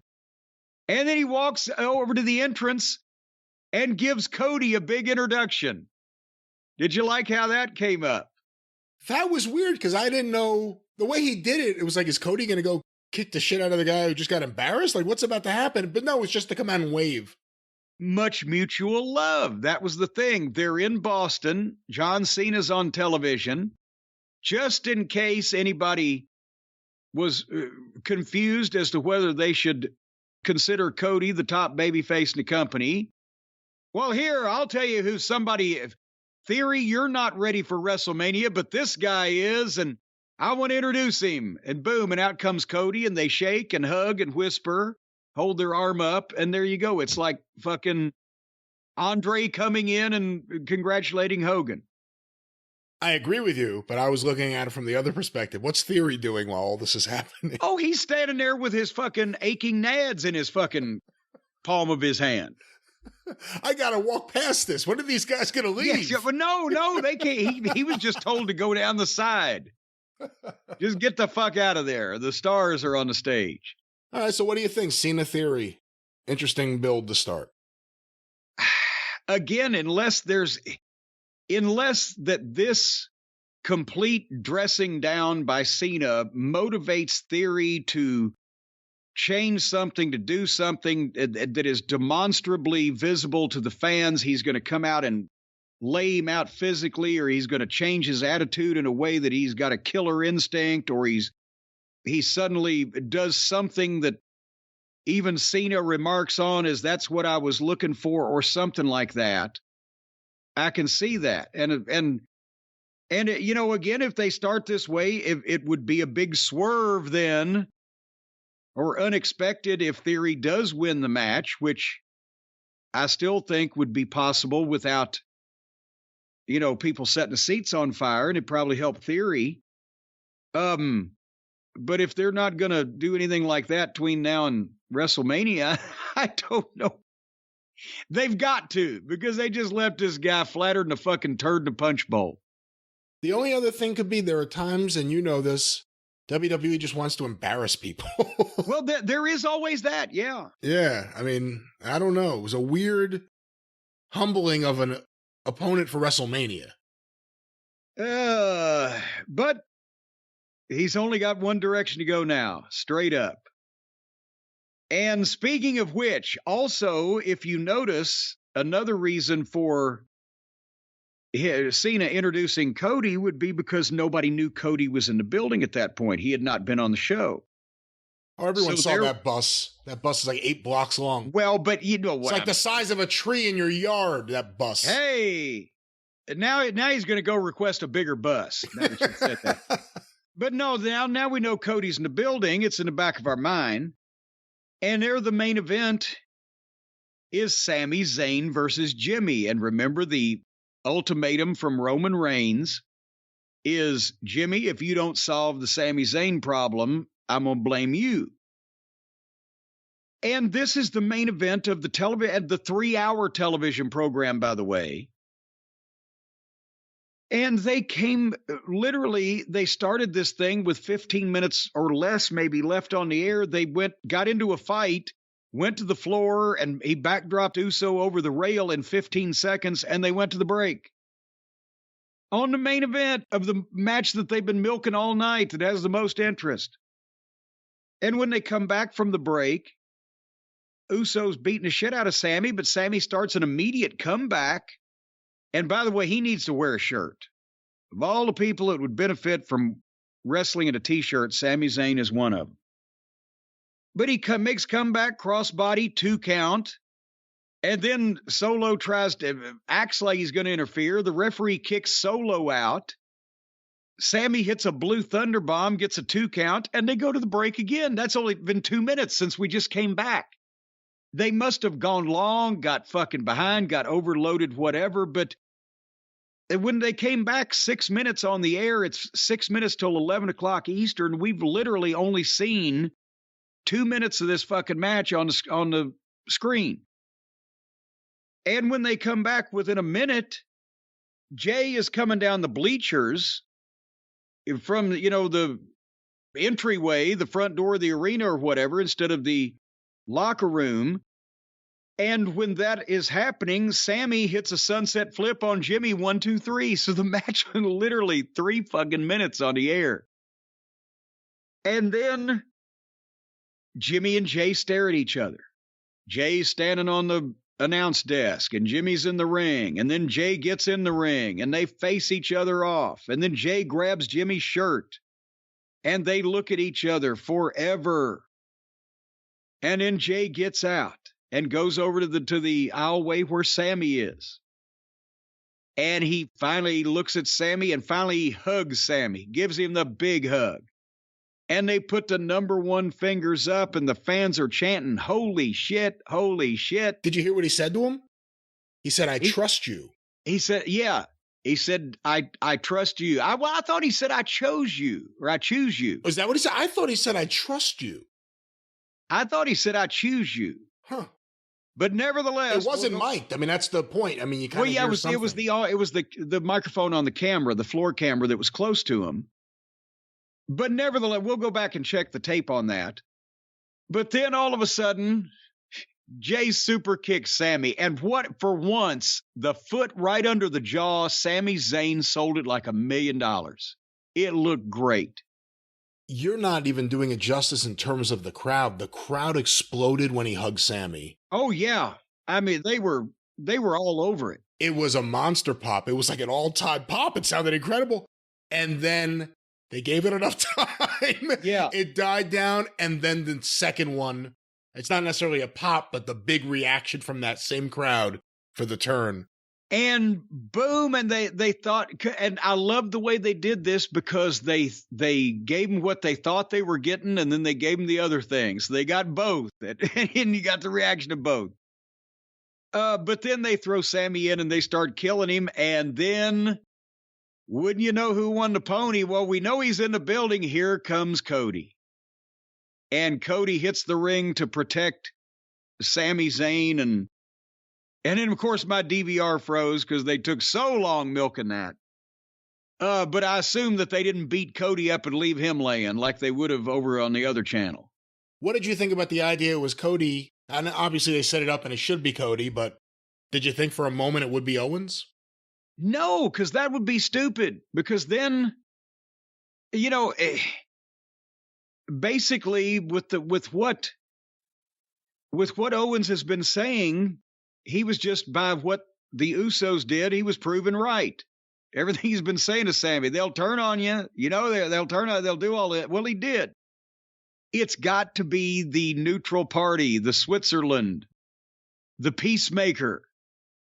Cody Super Rhodes, Switzerland. Isn't that what he called himself? Super Switzerland. Cody Rhodes, the silver-tongued devil, is going to figure out some way to talk these two former friends back together. And then everything is in alignment. You've got the family, the bloodline against the fucking babyface Avengers. Well, there it is, and that was Monday Night Raw. And the bloodline storyline continues. It is the most intriguing thing in wrestling. It continues to be. But perhaps you want to know what's up with the rest of the show. What's up with the rest of the card? I don't pay my money. I don't spend my time on my couch watching a show just to get a few minutes of wrestling action. And even some of the other wrestling action contains wrestlers I don't want to see. Everyone else is doing it. Maybe you look at WWE and you say, I want to sue. Boy, I think you really needed to work on that one a while. You should have workshopped that one, Brian. Oh, damn it. Should have run it by Reggie. But let me just explain this to you fine folks.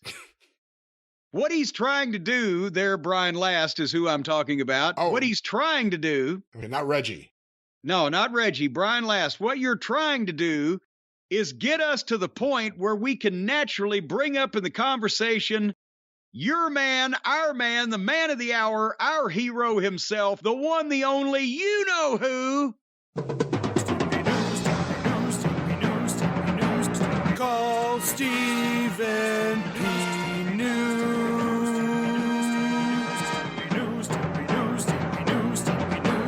If you need to sue.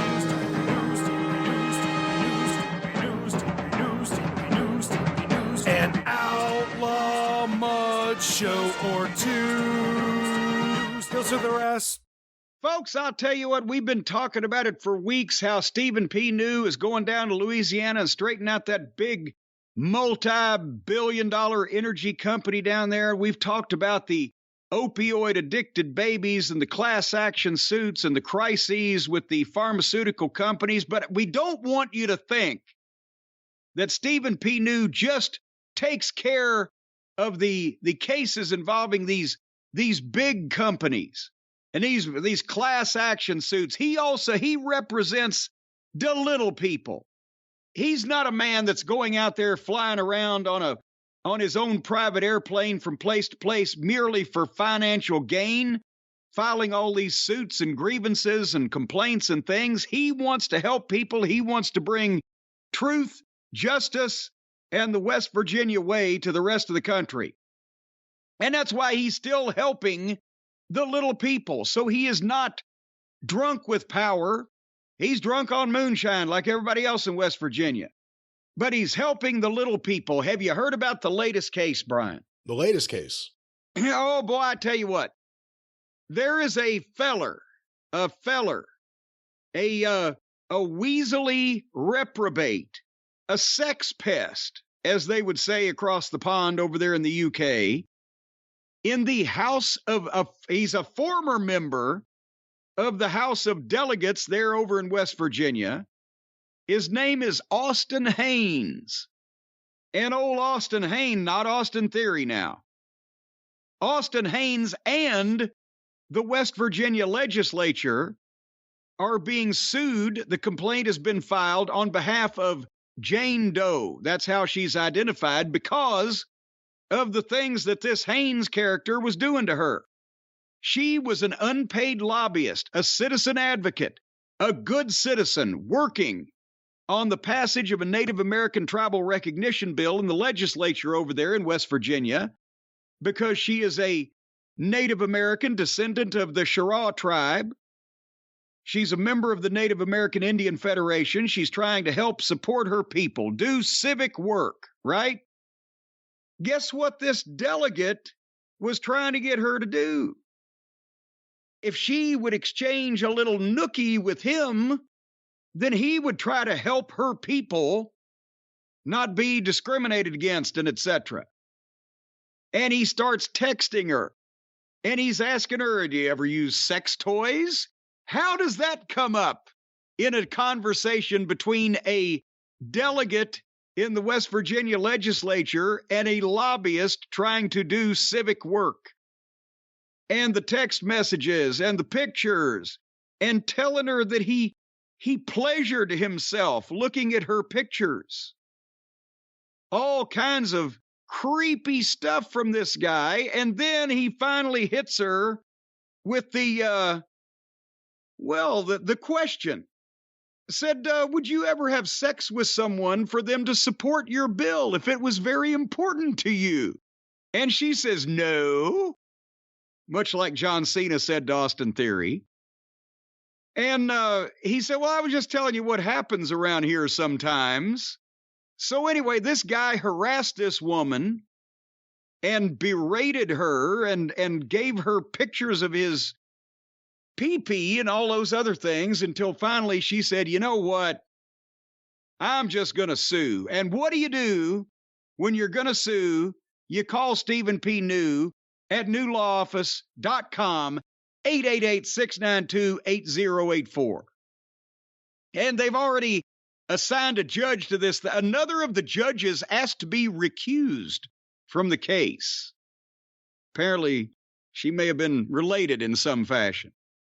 But nevertheless, here's a quote. Here's a quote from a fellow. I'm trying to find his first name.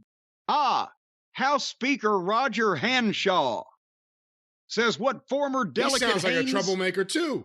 Well, no, he's on the right side of things. Oh, well, maybe not. Hold on. What he says, what former delegate, he was talking about delegates. But what he was very delicately talking about the delegates. What former delegate Haynes is accused of doing is reprehensible in every way, Hanshaw told the West Virginia Record. This complaint, however, is neither appropriate nor is it accurate. Oh, maybe they didn't spell the word reprehensible right. You just admitted your fucking boy is a prevert, Hanshaw. Well, see, he's still running the thing. He's the House Speaker of all them preverts, so he speaks for the prevert. Well, you're going to find out that complaint is appropriate and accurate, and it's going to be profitable as well. He says, I want any victims of these alleged crimes to see justice, but it will never be served in the manner sought by the filing of this complaint. Well, maybe you should have talked to your boy Austin Haynes there, pal. Anyway, if you want to get in the newspaper, identified only as Jane or Jim Doe. No, that's not something anyone wants to get into the newspaper for. Well, if it's not your real name, then what difference does it make? If you have a case where... You know, I joined Alcoholics Anonymous. It didn't work, and I just drink under another name. But if you want to get your case brought to people who can do something about it and get a lot of publicity on the people that have pissed you off and have me knocking them publicly on the airwaves, just call Stephen P. New, newlawoffice.com, 888-692-8084. Haynes told plaintiff on several occasions that constituents would exchange sexual intercourse for bill passage, the complaint states. It's like everyone's a radio promotion person. Yeah, a little pussola. No, there was, when, let's just say in the 1980s, radio promotion men had lots of gifts and cocaine they can give to people to get their records on the air. Yeah. If there was a woman promo person who could actually fuck or I shouldn't say would fuck the program director, you were screwed. Her song would get on before yours. It happened. Yeah. I'm not going to use names. Pussola. It wasn't called Pussola. Well, if it's money, it's payola, so why wouldn't that be Pussola? Well, did we finish Steven's? I don't know. You've degenerated this into done. Another one of your things. Everybody can go on now. It's newlawoffice.com, 888-692-8084. Well, Jim, speaking of something that isn't a legal issue right now, but a lot of people have been up in arms about, I'm surprised how many emails we've received about it since we recorded the review yesterday, so I'm going to bring it up as a separate topic here. I'll read this one, sent to CornyDriveThru@gmail.com from James Floyd. Apparently, after MJF threw the liquid on the kid that was seen on TV, it was reported to be tequila. And when they went to check on the kid, apparently the kid and the mother were heavily upset, which caused them to get the kid merchandise. I thought you were going to say the kid and the mother were heavily intoxicated. Stop it. Caused them to get the kid merchandise from the stand. He got to go backstage and meet the wrestlers, and Tony Khan said he would get to go to the show on Wednesday. Yes, I get MJF as a heel. What if he didn't want to come back on Wednesday? What? No, you have to come back. Is Tony forcing the kid to? Maybe he didn't like the show to begin with. I get MJF. What are they going to do with him this time? When he comes back this time, they're going to fucking strip him naked and hide his clothes? They're going to fucking this time someone will land on him. Throw water balloons full of cow shit at him? Or? I get MJF as a heel, and that's what he's supposed to do. But my question is, why would you do something like this in today's climate when people are very sue-happy? Clearly, it was an issue if Tony Khan made the people in the back run to get items from the merchandise stand. I know it's probably not a big thing in hindsight, but that mother could have sued AEW for assault, technically. I'm just curious, your thoughts on the subject. And like I said, not an isolated email. We've received, over the last day and a half, a ton of inquiries about your thoughts on this. Oh, yeah. Well, talking from someone who has experience in a variety of positions on being sued, the suer, the suey, the suey. And I've mentioned this before, anything that in most states now, I mean, there could be some, I think bestiality is only illegal in 47 states or whatever. But in most states, if something comes from your body to someone else's, whether you spit on them or snot on them, or dump a cup of water on them, or throw a baseball at them, or hit them with a ball bat, or whatever the fuck, it's assault. So by the very tightest description, I mean, you can sue for anything. And whether you'll collect or not, it's a different story. Even by the tightest description of the incident, you could technically call that potentially assault. But I think here's the best part about it is, and I can understand MJF seeing it happen in the moment and just making a snap decision. And the woman said something to him to attract his attention to her for a second, and he sees the drink and he sees the kid. But also, if you go back and notice, I thought it was a cup of water, or at least some kind of soft drink, because it was a clear plastic cup and it was almost empty. It looked like there was a little in the bottom, and he didn't grab it and throw it in the kid's face like, Joan Crawford having a goddamn meltdown in a fucking 40s B movie. He just kind of flipped it in the kid's lap and then went on. There was no not only force nor ill intent or whatever, is a taunting, condescending thing. And I think that's the snap decision that he made to do that when he saw it sitting in front of him. So if there was a lawsuit filed claiming any kind of injury on this, then the video would disprove that quickly. Whether or not these people's embarrassment might be worth anything in a court of law, I think, to be honest, with something like this, it would probably be scoffed at by many judges and potentially thrown out, or maybe they say, hey, we'll go to arbitration over this because we got serious shit going on. It was good that, Tony and everybody else made over him and patted him on the back and everything. And I loved MJF at the scrum when they said, well, what do you think about throwing this drink on his head? The kid looked thirsty. That was fucking great. And he was completely, not sorry or apologetic. Should he do it again? Should he do it again on Wednesday?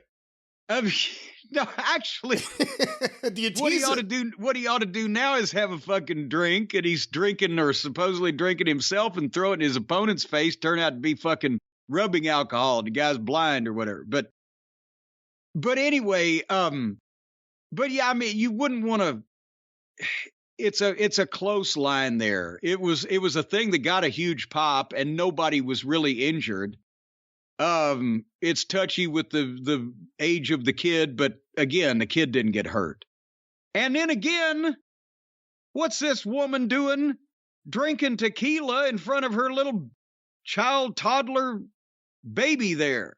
Setting a bad example. Out in public, being a drunken stumblebum. Well, hold on now. No one said she was a drunken stumblebum. Well, she was almost arrested for WRAF, walking recklessly and attempting to fall. She's sitting ringside. She obviously spent a lot of money on those seats. She was standing up. I saw her weaving back and forth. She was obviously 3 sheets to the wind, as Mama Cornette would say. And Child Protective Services ought to step in and see if that's a good home. She's out in public.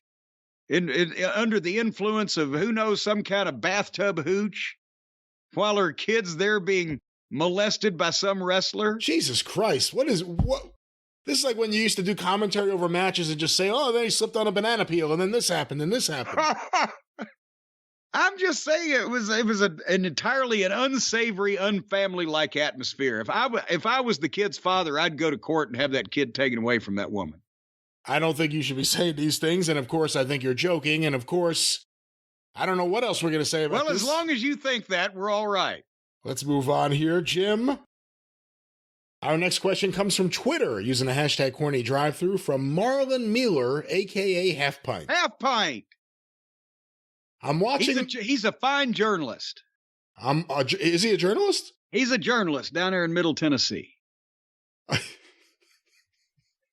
What? They got journalists in Middle Tennessee. I'm watching the main event of WrestleMania 10, and even 5 beers in, I can tell Burt Reynolds is on the sauce.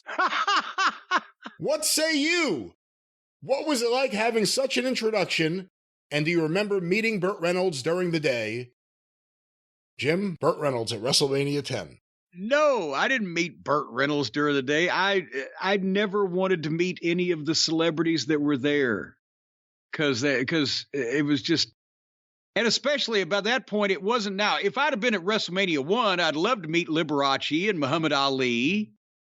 And there may have been 1 or 2. Leslie Nielsen would have been a kick at some point, but WrestleMania 10, who was it? Was it Burt Reynolds, Pamela Anderson? Was that No, it was Burt Reynolds, Jenny Garth from 90210. That's right. Nicholas Turturro.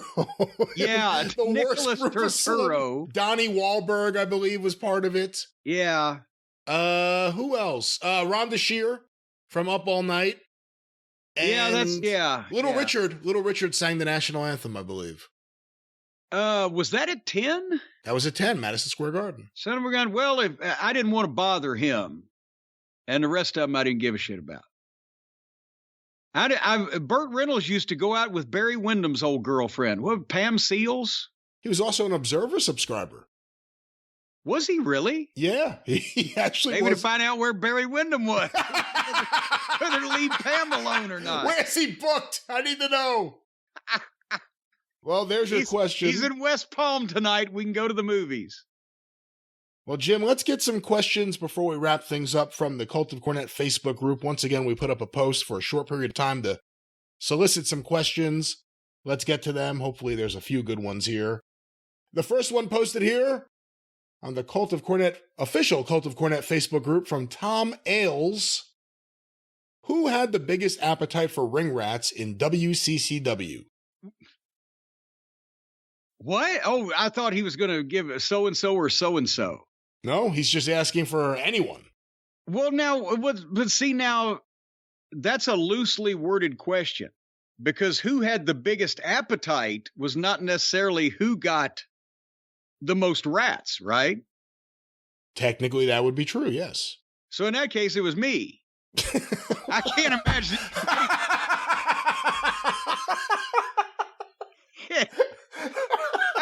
What do you want? I was 25. I'm sorry. I can't imagine anybody had a bigger appetite for rats than I did, as long as we got that qualifier in the front. I did do better than the first match heels, though. But the first match baby faces in Dallas were still Roland and Zabada. So you're not going to incriminate anyone? You're not going to give us any sort of name Well, here? no, it's not because, again, it's not incriminating anybody. Which referee enjoyed the ring rats? You're not saying who ate the most. You're saying who was the hungriest. Who ate the most? Who ate the... Well, now that... the Fantastics was just insane, but the Von Erichs were a whole nother level. I didn't travel with them, so I don't know if they were doing the same thing that Rock and Roll Express was doing in Louisiana, but I think one of them was, Kevin may have been married then, or was Kerry the one that got married early? But nevertheless, they all did, actually. Well, I can't imagine that the Von Erichs weren't on some kind of Led Zeppelin or Rolling Stones level in the Dallas-Fort Worth area as far as females. So it would had to have been them. The Fantastics would have been champions of any normal territory, but in Dallas, but the Von Erichs were on a whole nother level. So even maybe more hysteria than the rock and roll in the Carolinas for the Von Erichs but the question is... But did they enjoy it? The Von Erichs didn't strike me as the kind that could have the turnover and the capacity for the quantity that the rock and roll did. Without everyone bumping into each other. Yeah, there was a lot less coordination on the Von Erichs' part. Jim, another question here from the Cult of Cornette Facebook group was sent in by Paul Martin. Which wrestler has been screwed over the worst by a lousy gimmick that was handed to them? Oh, good Lord. I mean, again, in all of wrestling history, there's been some rotten fucking gimmicks. I mean, the famous ones are, the Red Rooster for Terry Taylor. And, geez, could anything have been worse than the Shockmaster? But it didn't go far and last long. But whose career was screwed over?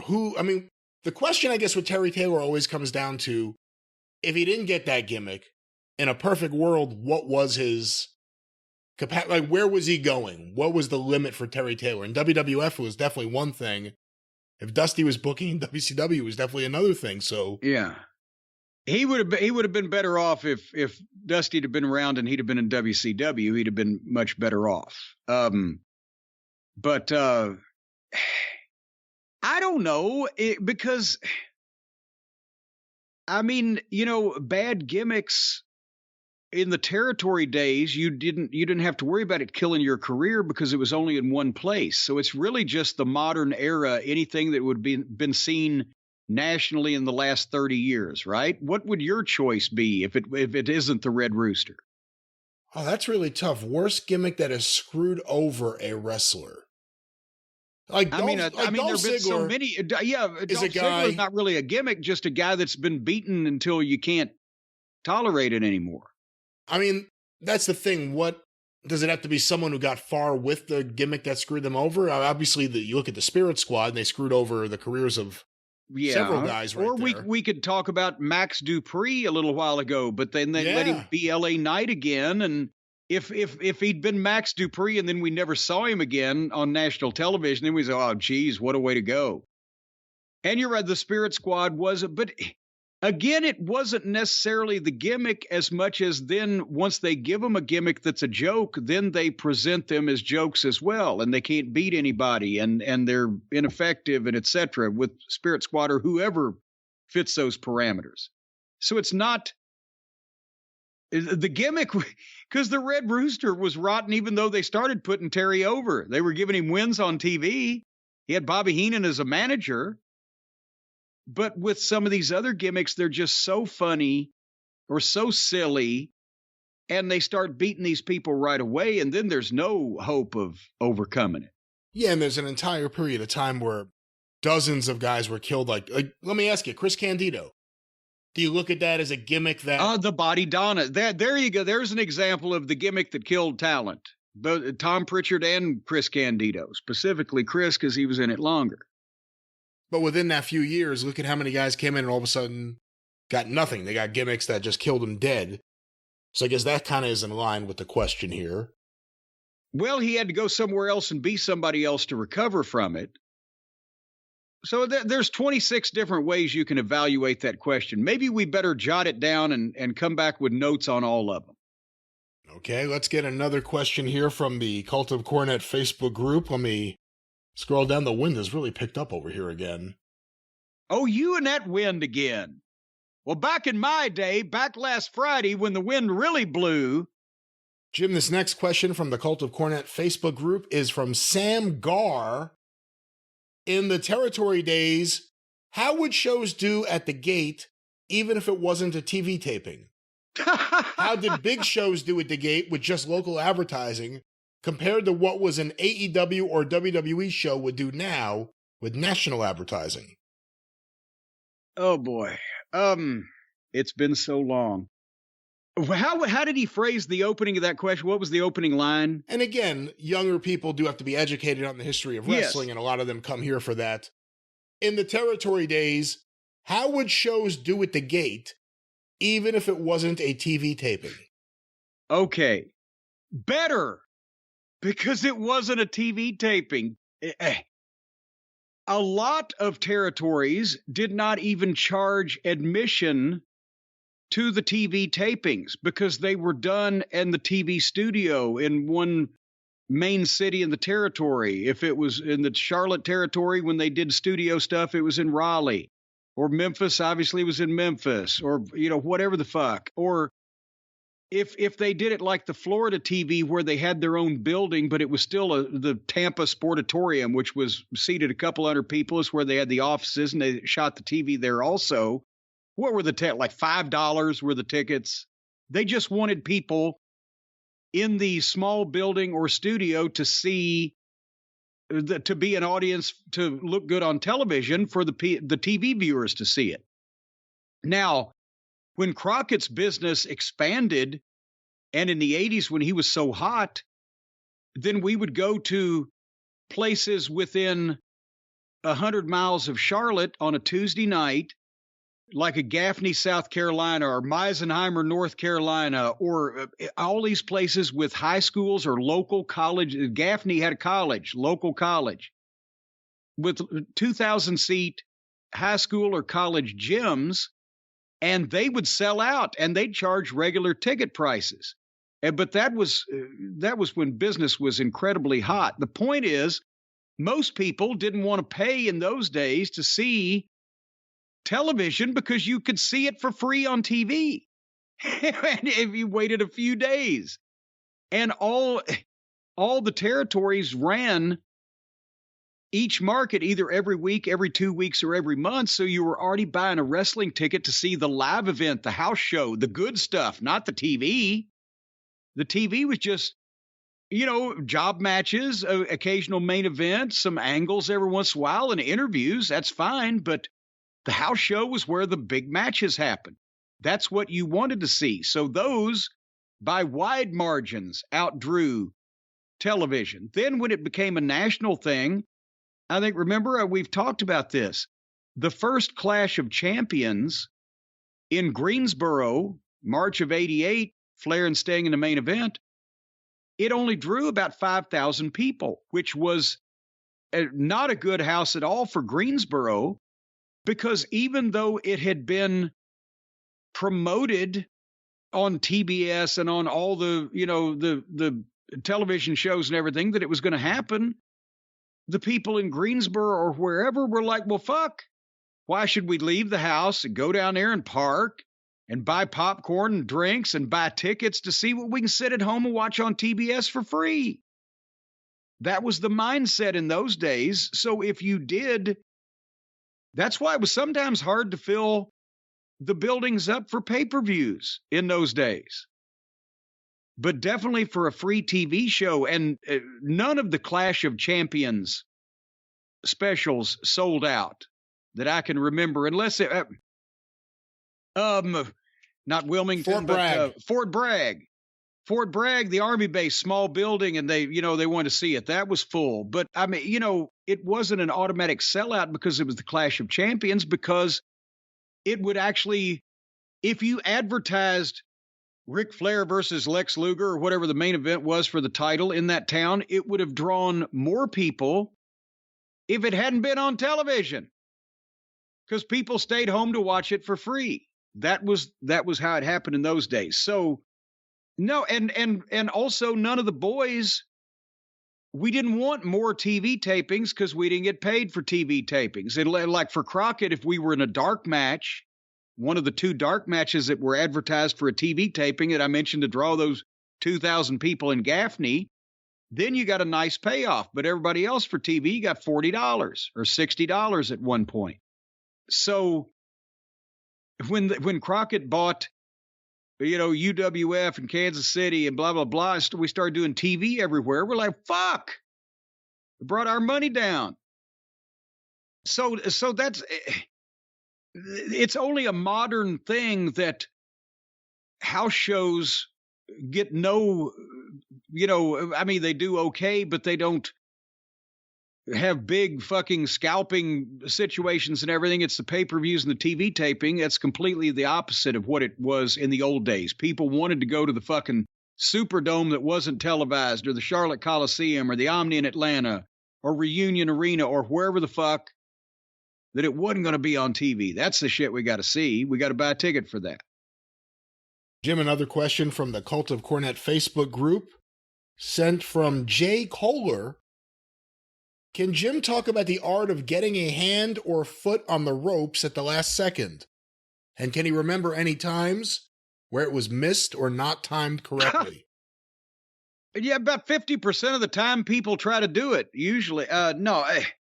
I mean, there's countless where you didn't get it, or didn't quite get it, or I mean, there's always the old thing where you think you've got the fucking range, and he reaches the foot out, and he thinks he's putting the foot on the fucking bottom rope, but the toe slips off, and the referee looks up and can't see the leg. He's seeing the rope quiver and got to go with that. Oh, well, I see the rope was quivering. I mean, it's ring and spatial awareness, and really great workers always know where they are in the ring at every point. When they're taking a bump, when they're giving a guy a bump, when you're giving a guy a bump, especially if you're throwing him behind you, you know what's behind you, you know where you're throwing him, and you know where the ropes are to grab him or to catch him or to do whatever the fuck. And again, you kind of get the rhythm if you've worked with a referee. If there's a cover and one guy's covering the other guy, and the referee goes down to count 1, 2, that guy on the bottom knows from the first cadence of the first 2 counts how long he has to get, and it's a little more than a second, but you try to get it right there where it's a surprise. And Tommy Young, guys like that, were masters at holding up that count just an inch short because they see it in the nick of time. And then there's also more moving parts when the manager, which would be me on a lot of these, has to knock the foot off. So the foot has to be there at 2 so I can knock it off right before 3. And then the referee looks up and calls for the bell. So the cover happens. The referee counts 1. At 2, the foot goes on the bottom of the rope, and I'm right there to sweep it off as soon as people have seen it. And 3, and the referee looks up to call for the bell and sees there's no foot on the rope. That one, I've got to be in approximately the right place before the cover happens so I can reach it, but I can't be sitting right there, or elsewise the people will anticipate it. So I have to be 8 to 10 feet away when the cover happens, so they think that visually, well, there's no way he's going to do anything. And then suddenly, when that foot goes up on the rope at the count of 2, I've got to already be in motion and swipe it off before the 3. So it's kind of you got to come together on the timing. What was the question? The question was the art of getting a hand or a foot on the ropes at the last second, any times where it was missed or not timed correctly. Well, yes, and I can't call one right now, but there's been countless over the years in wrestling where either couldn't quite get it, didn't get it, or late save or late whatever. You know, it just happens because you're doing it live in one take in front of a crowd on all four sides. Was Ric Flair the best at getting his foot on the rope? Well, he always knew where he was, I'll tell you that. And that was a part of it that, especially in the old world title matches, when the challenger could press the champion far enough that when the champion was covered, he didn't kick out. He had to get a foot or a hand or something on the ropes. That would get an audible pop from the people. Not like, yay, like he got it, but like, ooh, he's about to go down. That kind of thing. It's showing weakness. That's why, remember, that was one of the spots that Eddie Graham figured into Dusty Rhodes' babyface turn, or Dusty was a heel in Florida, but he wrestled Briscoe for the world title. And at one point, Dusty dropped the elbow and covered Briscoe, and Briscoe, the babyface, the world champion, couldn't kick out, had to get his foot on the bottom rope to break the count.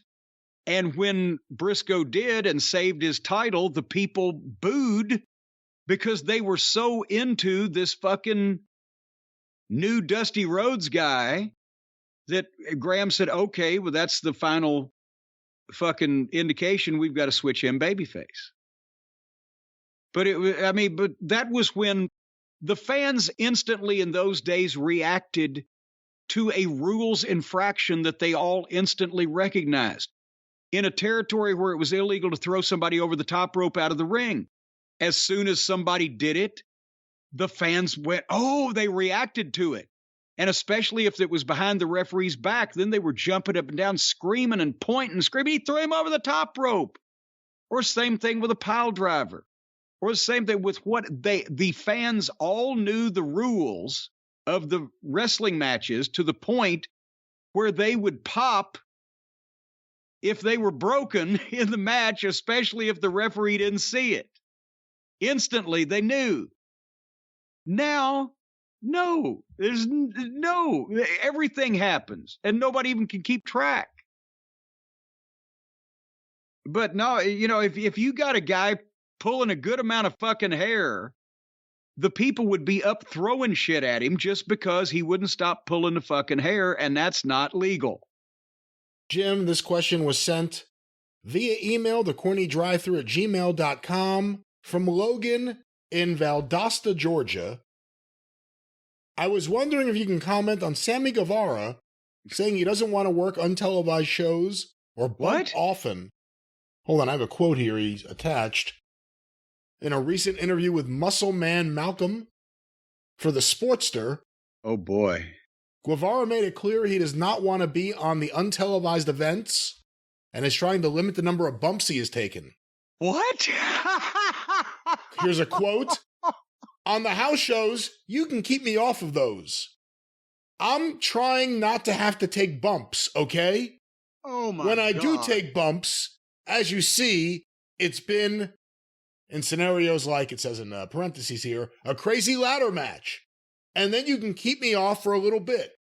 I don't want to bump often, but when I do want to make it crazy, I think I may have left out a word or two here. So keep me off of those. He don't want to do it often, but when he does, he wants to go all out.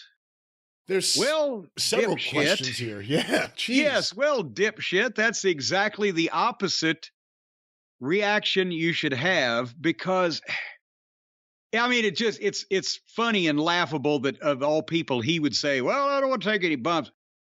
You don't have to. It's a work, dipshit, nitwit. It's a work. You can actually theoretically have a fucking match without ever falling down. Lawler's been doing it for 20 years, and nobody notices because he's good at it. The idea that he is like all the rest of these young guys that have been thrust into the national TV spotlight from indies on this program. they're still only wrestling once or twice a fucking week, and you don't learn anything that way. You need repetition in front of people. Doesn't have to be huge crowds of people, but it needs to be, sometimes it's better when it's small groups of people where you can try shit out and you can hear their feedback in real time. But go have house show matches. All the guys in days gone by, they had big show matches, they had house show matches, and they had spot show matches. And spot show matches, you got a lot of gaga over at the fucking high school and all the kids, and hopefully the sponsors sold a lot of popcorn, raised some money to buy some new football uniforms for the kids. Nobody's going to get juice or cut their fucking head or dive off the goddamn roof or brain each other with chairs. That's for the house shows and sometimes for the big show. But all the guys knew how to work for the audience, work for the payoff they were going to get, work for the fucking crowd that they had, work for the venue that they were in, the environment they were in. Nobody was just going to go out and beat themselves up, diving onto shit for no reason when they didn't have to. And that's what this fucking guy thinks he has to do now. What you need to do, especially if you want to be doing this in 5 years, much less 15, and you're only in your mid-20s, go out there and have those house show matches. Don't take all those goofy bumps. Learn to work. Learn to listen to the people. Learn to fucking get your personality over so that, like MJF does, so that they're interested in what you're doing instead of just what you're doing. They're interested in what you're doing, not what anybody could do in that situation. And of course, I know when Sammy's real personality has been illustrated to the fans, they fucking don't like him because he's apparently a dick. Well, you'll learn that too, and then you'll be a better heel. And then you won't be taking the goddamn swantons off the ladder, and you won't have to because you'll actually be selling some tickets and people will give a shit about what you do. Learn to work. The more often in front of people, the better for him and everybody in his experience level and mindset. Go out there and don't bump, work. Well, Jim, our final question here this week, and next week we'll try to get more questions from the emails and Twitter. I'm sorry that we went so heavy with Facebook, but we wanted to get these mixed into the show. Jim, from the Facebook group, the official cult of Cornette, this question was sent by Darren Chapelo. Oh, now that can't be real. This sounds like a stupid question, I know. Well, and it probably is. But I've always wondered, why is World Heavyweight Champion pluralized to World's Heavyweight Champion in the NWA? Well, Mr. Chapped Below, actually, I have no good reason for that, otherwise than it depends on how you hear it in your head. Are you the World Heavyweight Champion, meaning you are the heavyweight champion of the world? Or are you the world's heavyweight champion, meaning you are the heavyweight champion of that particular world? It's, what is it, plural possessive? I haven't been in school in 50 fucking years. But it's like the people who say amusing antidote and amusing anecdote. I think it's how people hear things or how they believe it should be phrased. Is it a historic event or an historic event? So, yeah, World Heavyweight Champion or World's Heavyweight Champion. Are you the champion of the world or are you the champion that belongs to the world? What would you do? I don't know. What do you prefer? I like World Heavyweight Champion. All right. Or you can say for the world's heavyweight title. You can say that. Would you be a stickler? It is the heavyweight title of the world. Would you be a stickler if you are the promoter and you call it the World Heavyweight title, and then you have some announcers like, here's the World's Heavyweight Champion? Would that bother you? Only if I was kind of fucking pissed off at the announcer to begin with. But yeah, regardless, the World Heavyweight Champion or the World Heavyweight title or the World's Heavyweight Champion or World's Heavyweight title, people use them interchangeably because they hear the same thing in their head when they say that. It's just the different way that the individuals say it. And then sometimes the promoter takes over, or sometimes the belt maker or the announcer or whatever, and that's how it comes out. And with that, the drive-thru is closed. Thank you, Lior. Hope you had a happy Purim. The drive-thru is closed. Of course, the Jim Cornette Experience returns this weekend, wherever you find your favorite podcast, and back here next week with your questions right here on the drive-thru. Get access to the archive going back to 2013, 10 years ago. Wow. Patreon.com/Cornette. Holy mackerel. We got to have a cake this year for that. For $5 a month, no cake, but you get access to the archives going back again to 2013, Patreon.com/Cornette. The official Jim Cornette YouTube channel, approaching 350,000 subscribers. Be one of them today. Go to YouTube and search for Jim Cornette. It'll be the first thing that pops up. Full episodes, clips of episodes, omnibus collections, all with the very popular Travis Heckel artwork. If you enjoy what you hear and you want to share the show, share the clips from the official Jim Cornette YouTube channel. You can follow Jim on Twitter at @TheJimCornette. You can follow me on Twitter at @GreatBrianLast. You can hear me on the 605 Superpodcast. I just started thinking about Lior and I lost it in the middle of I thought about Lior and then my mind went to Reggie and that was it. 605 Superpodcast, 605pod.com, available What if wherever we you have find. Lior write a eulogy for Reggie? We should do a Reggie song contest. Swami's going. Well, 605 he Pod. wants to join. 605pod.com, wherever you find your favorite podcast, and of course, the wrestling news each and every day. Get your wrestling news for free. A daily wrestling newscast every morning. TheWrestlingNews.com directly, or wherever you find your favorite podcast. Arcadian Vanguard's The Wrestling News. Jim, what's going on at Cornette's Collectibles? There's going to be a big announcement this coming weekend on the Jim Cornette Experience. Oh, this is like what Tony Khan does. You're going to let everyone down. Why are you doing this? But I'm not going to milk it till the end of the show. I'm going to tell you right up front where you can get a good whiff of it. Are you going to make the announcement, or is Adam Cole going to make the announcement? No, I will make my own announcement. And it will be things that you will love to hear about things that you will love to have. Well, there you go. Hear more about it on The Experience. And of course, we're talking about JimCornette.com. The drive-thru is brought to you by the law office of Stephen Pinu, 888-692-8084. Wiping out perversity in the West Virginia State Legislature. Get even with Stephen at newlawoffice.com.